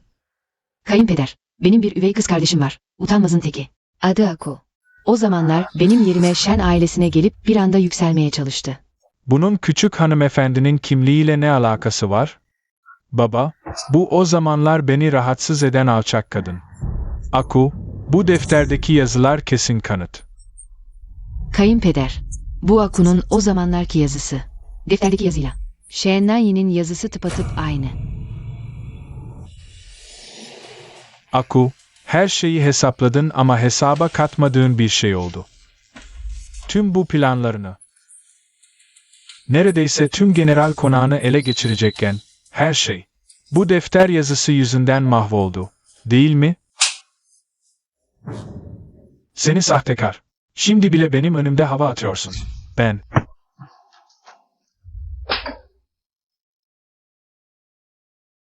Aptal suratlı. Bana tuzak kuruyorsun. Sen buna layık mısın? General, bu Aku kadını son derece kötü niyetli. Zika'nın ilgisini kazanamadı. Bu yüzden küçük hanımefendimizin kimliğine büründü. Ve general konağımızı alt üst etti. Muhafızlar, bu sahtekarı yakalayın ve askeri hapishaneye atın. Parka ederek item edin. Baba, idam sırasında bizzat ben infaz etmek istiyorum. Bugünlerde bana yaptığı hakaretlerin intikamını almak için. Durun. Ölümle burun buruna gelmişken, daha ne diyeceksin? Ben annenizin bile ağzıyla doğruladığı küçük hanımefendiyim. Onun sözlerine bile mi inanmıyorsun? General, annenize ünlü bir doktor getirttim. Doktor dedi ki anneniz ağır hasta. Bazen insanları tanıyamıyor. Bu normal bir şey. General, Aku gibi bir kadın. Kötü niyetli ve son derece kötü. General konağımızda. Kesinlikle barındırılamaz. Baba Anam Hackley. Onu hapse atmak yerine, geç olmadan, hemen burada cezasını vermeliyiz. Xiao Yunyan, bu sefer. Seni yine bekleyebilecek miyim? Baba, şimdi bu belayı ortadan kaldıracağım.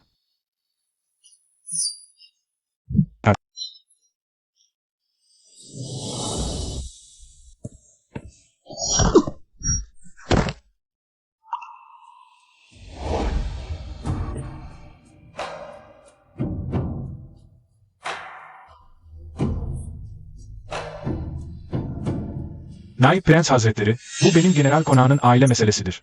Sürekli müdahale etmeniz kurallara aykırıdır. Naip Prens, bu alçak kadın tarafından kandırılıyorsunuz. O bizim Shen ailesinin küçük hanımefendisi değil. O sadece benim reddettiğim bir alçak kadın.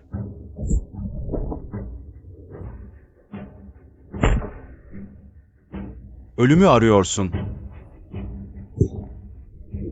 Kocacığım, Kim öne çıkarsa, onun kellesini vururum.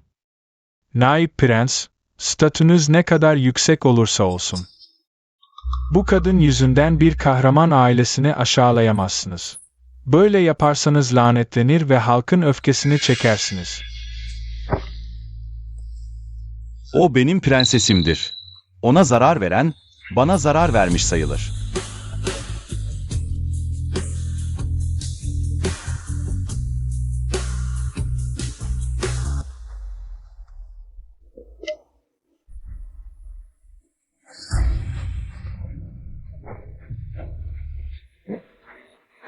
Tanrı'nın emriyle imparator fermanı. General konağı Shen Nanyi, soylu bir aileden gelir. Erdemli ve mütevazıdır. Naip Prens Shao Yun Yin ile evlendirilmiştir. İç işlerine yardımcı olacak ve erdemini geliştirecektir. Emrim budur.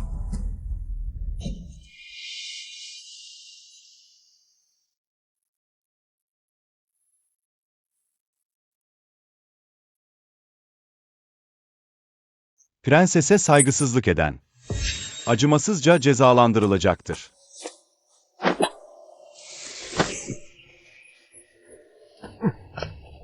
Naip Prens, ben Cheheo için kan döktüm. Sadece 2 oğlum var. Benim hatırıma. Bu hayvanı affedin.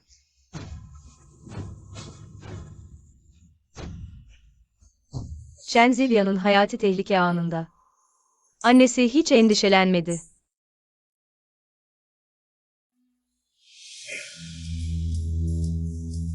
Eğer onu sebepsiz yere öldürürseniz, zalim ve merhametsiz olarak anılırsınız. Benim itibarımı mı düşünüyorsun?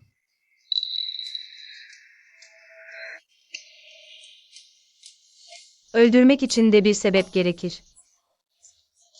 O bu kadar kolay ölmemeli. Shenzilya'nın ölüm cezası affedildi ama cezasız kalmayacak. Bana iftira atmak için Shen ailesinin defterlerini çaldı. Shen ailesinin eşyalarını gizledi. Ahlaksızdır. Shen ailesini miras almaya layık değildir. Ayi. Sence nasıl cezalandırılmalı? Varis değiştirilsin. Shen Zicheng'in annesi. Bir zamanlar Shen ailesinin hanımefendisiydi. O Shen Zikan'dan daha fazla varis olmaya layıktır. Shen Nanyi, sen artık bizim. Shen ailesinin küçük hanımefendisi değilsin. Shen ailesinin işlerine karışma. Kapa çeneni.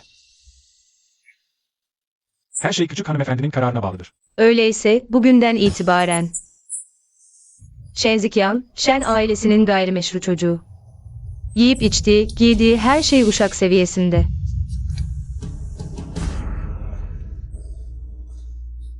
Sadece bir adım kalmıştı. O erkek Shenani'yi öldürmeye. Naip kralı ne gördü acaba? O köylü kızında.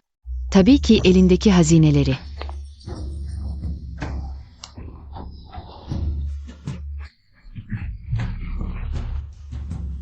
Anne, neden bana yardım etmiyorsun? Babamın önünde benim için yalvarsana. Ocean Zicheng. O, alçak bir kadının piçi işte. Kendi beceriksizliği yüzünden beni de bulaştırdı. Ev yönetim hakkımı kaybettirdi. Aptalın oğlu da aptal olurmuş demek. Zikyan. Anne seni sevmiyor değil, sadece çaresiz. Şenay ortadan kalkmadıkça ikimizin de huzuru yok. Gelecek ayın 6'sında Shen ailesinin yıllık ata töreni var. Şenay'den kurtulmanın bir yolunu bul. Anladım anne. Gelecek ayın 6'sında. Shenanyi'nin ölüm günü olacak. Küçük hanım, iyi misiniz? Anahtar bende durdukça içim rahat etmiyor. Kaybetmekten korkuyordum. Siz sapasağlam görünüyorsunuz, artık size ait. Küçük hanım, anahtarda bir sorun mu var? Hayır. Çoktan babanı görmeye gitmen gerekirdi. Yakında. Generalin konağının asıl varisi olduğunu açıklayacak. Bugün olanları Zicheng duydu. Bu fırsatı yakaladığınız için teşekkür ederim, küçük hanım. Zicheng, umutlarınızı asla boşa çıkarmayacak. Zicheng izin istiyor.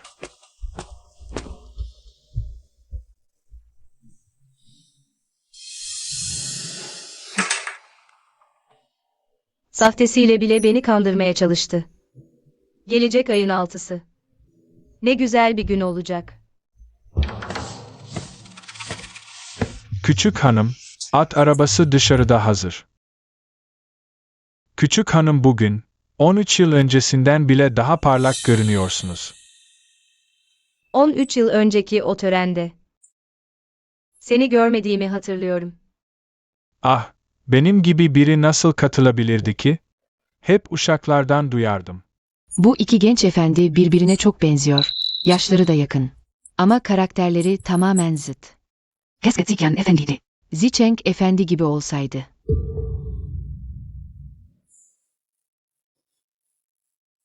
Gidelim.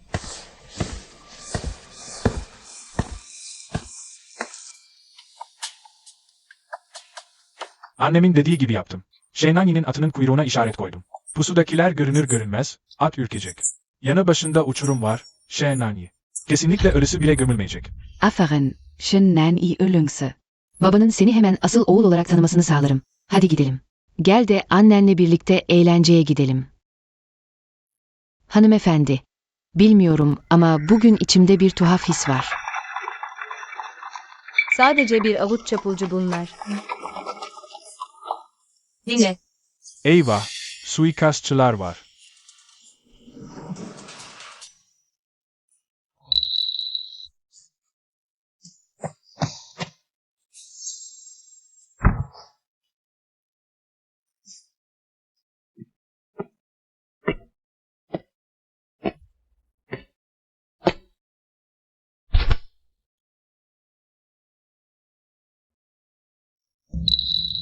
Shao Yunwin.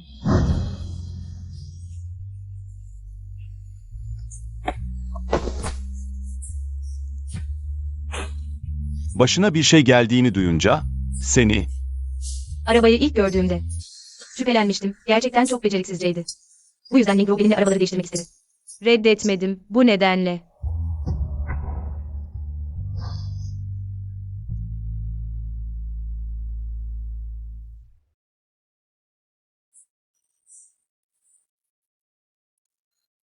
Sarayda fırtınalar koparan naiplik kralı. Bir kadın için bile ağlıyor ha. gözüme sadece toz kaçtı. Ah, benim talihsiz gelinim. Roer, Nasıl benden önce gidersin? Roer. Gerçek suçluyu bulup Roer'ye adaleti sağlayacağım. Sensin. Arabacı söyledi, işaretlenmiş atı değiştiren oydu. Roer'ninkiyle takas etti. Bu yüzden Roer, suikastçıların hedefi oldu. Lütfen baba, Roer için adaleti sağla ve suçluyu cezalandır. Ben gerçeği çoktan öğrendim. Sen hala iftira atmaya cüret ediyorsun.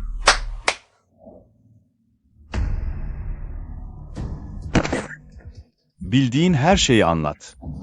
Küçük bey dedi ki, hanımefendinin atının kuyruğuna kırmızı kurdele bağlamamı söyledi. Ama küçük hanım kıskançlık yapıp, hanımefendinin atını istedi, zorla değiştirdi, hepsi küçük beyin. Emriydi efendim. İftira atıyorsun sen. General Shen. Prensesi sana emanet ettim. Ona böyle mi baktın? Eğer atları yanlışlıkla değiştirmeseydi, bugünkü sonuç düşünülemezdi. Alçak herif. Hanımefendiye zarar vermeye nasıl cüret edersin? Merhamet iti baba. Efendi, tüm hata benim. Onu suçlama. Olmaz. Anne, nasıl olur da sevdiğin oğlunu öldürürsün? Zichen. Sen, Zichen.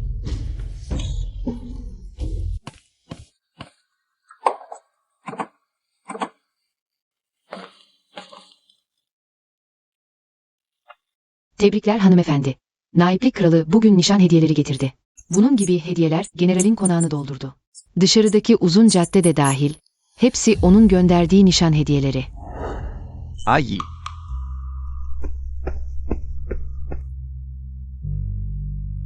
Bu sandık 100 altın, bu sandık şu brokarı ve renkli şifon.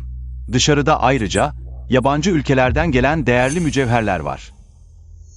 Teşekkürler naiplik kralı. Evlenmek üzereyiz. Kim böyle yapar ki? Kocasına teşekkür ederim diyecektim. Henüz bitirmem gereken işler var. Düğün tarihi planlandığı gibi olmayabilir. Sen yine benimle dalga geçiyorsun. Değil mi? 13 yıl önce beni öldüren katil hala bulunamadı. Onu Shen ailesinde bırak. Shen ailesine büyük bir felaket getirebilir. Bu yüzden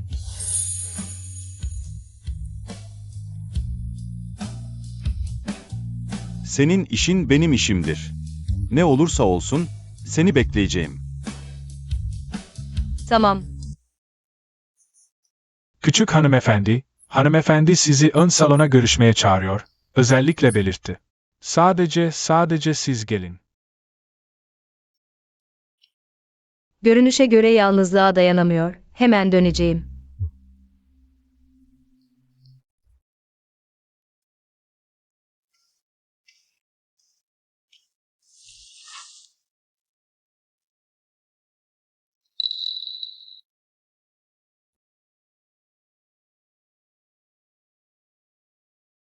Küçük hanımefendi, huzur içinde olsun. Yaşlı hanımefendiyle sizin ve naip kralın düğününü tartışıyorduk. Ancak ailede fazla para yok. Shen ailesinin gizli anahtarına sahip olduğunuzu duydum. Belki Shen ailesinin hazinesini açarsınız. O babamın torunları için bıraktığı bir şey. Ben nasıl kullanabilirim? Küçük hanımefendi ne kadar asil. Ancak bu kadar gergin olmanız. Yoksa Shen ailesinin hazinesini açamıyor musunuz? Saçmalık. Hazine anahtarı sadece küçük hanımefendide var. Nasıl olur da Shen ailesinin hazinesini açamaz? Bu yüzden. O aslında küçük hanımefendi değil. Anne, nasıl olur da gelininize inanmazsınız? Demek niyetin buymuş.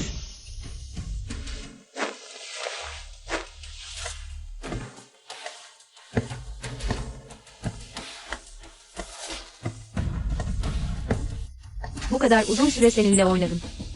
Artık bir son vermenin zamanı geldi.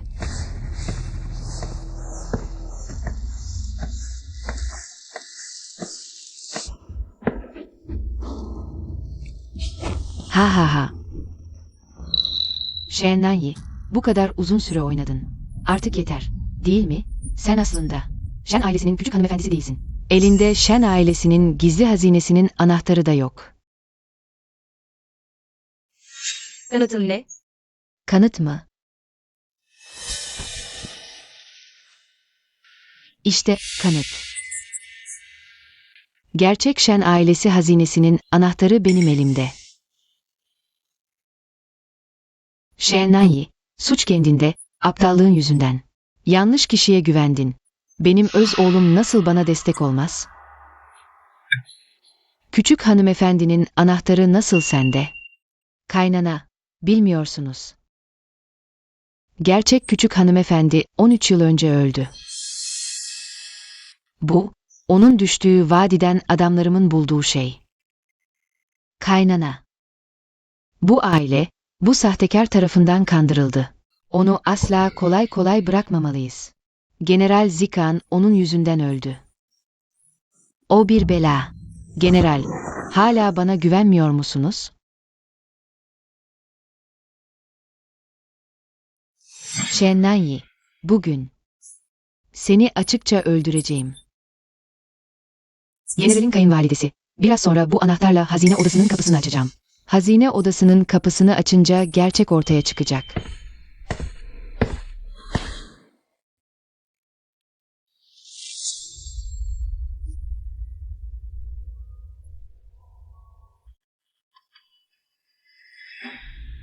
Açsana. Elindeki anahtarın hazine odasını açacağını söylememiş miydin? Hazine odasını açabiliyor musun? General, ben de bu kapıyı açamıyorum. İşe yaramaz.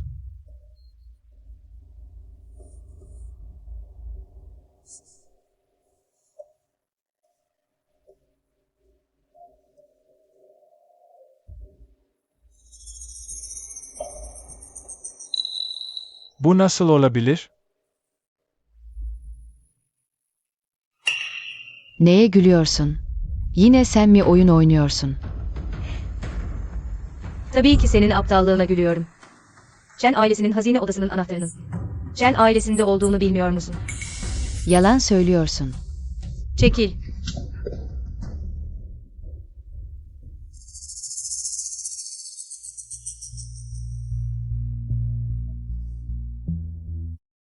Baba. Kızım sana karşı saygısızlık etti. Yıllardır seni görmeye gelmedim. Bugün. Baba, lütfen kızının gerçek kimliğini doğrulamasına yardım et.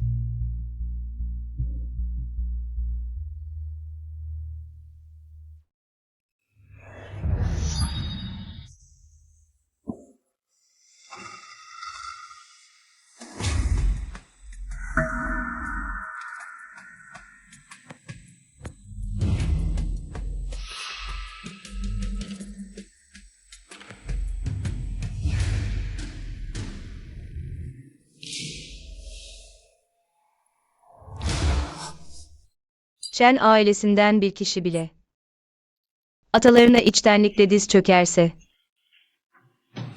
bu masanın altındaki mekanizmayı görebilir. Babanın bana verdiği anahtar sahteydi. Sadece beni korumak içindi. Ama baba, Shen ailesinin gelecek nesillerinin düşkün duruma düşmesinden korktuğu için anahtarı burada bıraktı. Ebeveynlerin çocuklarını sevmesi, onlar için uzun vadeli planlar yapmasıdır. Sizler gerçekten vicdansızsınız.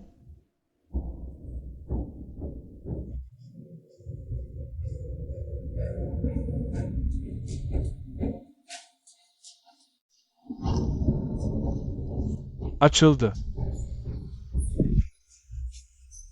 Küçük hanımefendi, Shen ailemizi koru. Shen ailesi 100 yıl boyunca refah içinde olacak.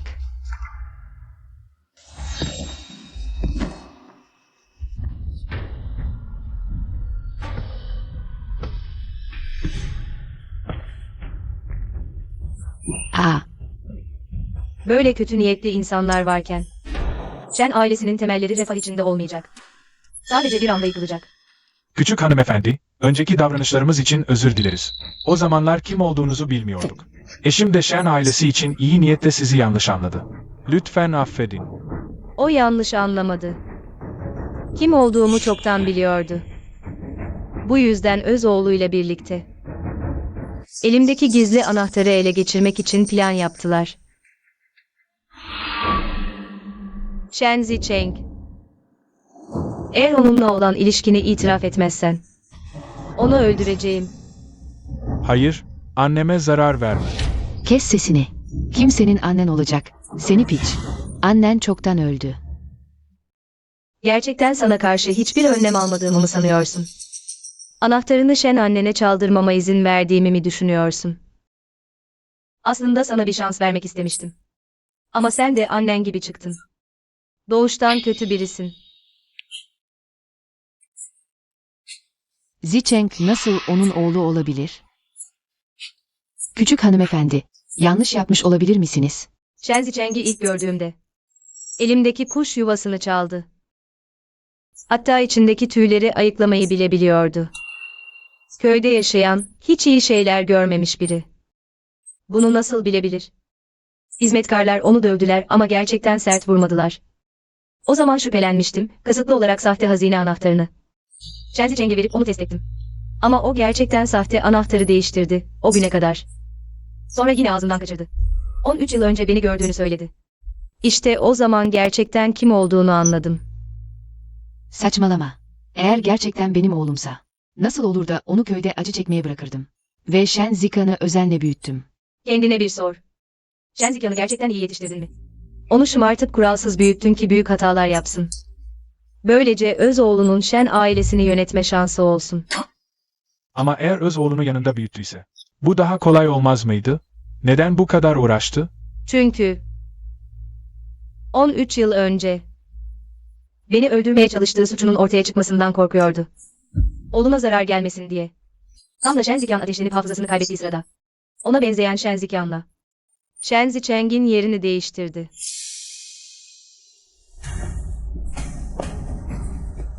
Ne yapıyorsun? Yaklaşma. Sen 13 yıl önce bana zarar veren gerçek suçlusun.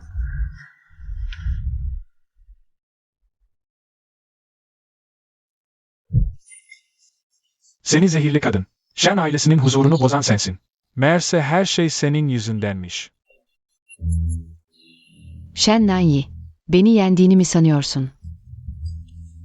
Shao Yuncan yardım etmeseydi, Şimdiye kadar elimde bir avuç kemiğe dönüşmüştün. Kaybetmedim. Hem de sana asla kaybetmem.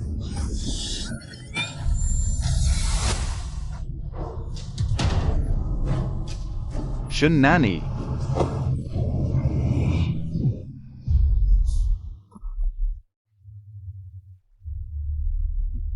Chinger. Delirdin mi sen? Senin için yıllarca plan yaptım. Bir adım kalmıştı. Shen ailesinin reisi olacaktın. Neden böyle yapıyorsun? Küçük hanımefendi beni birçok kez kurtardı. Anne, yanlış yapmaya devam etmenizi izleyemem. Lütfen durun. Chinger.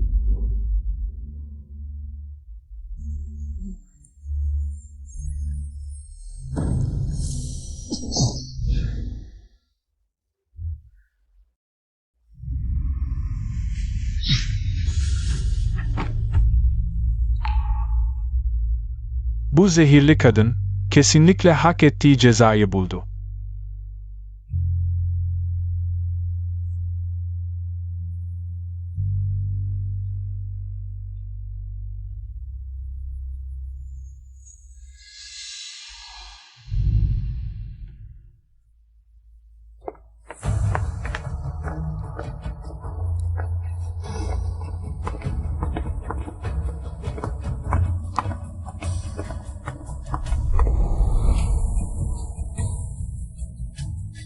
Küçük hanımefendiyi selamlıyorum. Küçük hanımefendi, lütfen evin yönetimini üstlenin.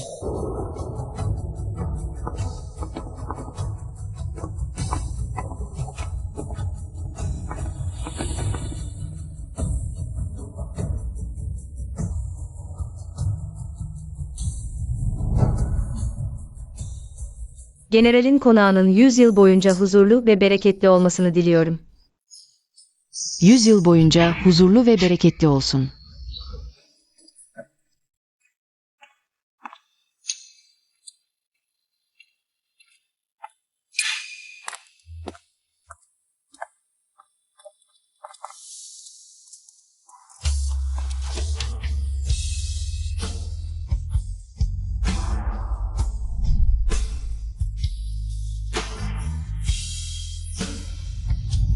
Neden bu kadının ayı ile bu kadar benzer bir enerjisi var?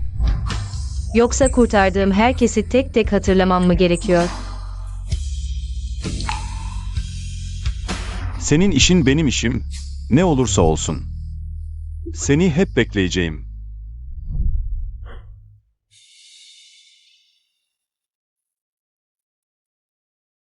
Ayı, sen Shen ailesini koru, ben de seni koruyacağım.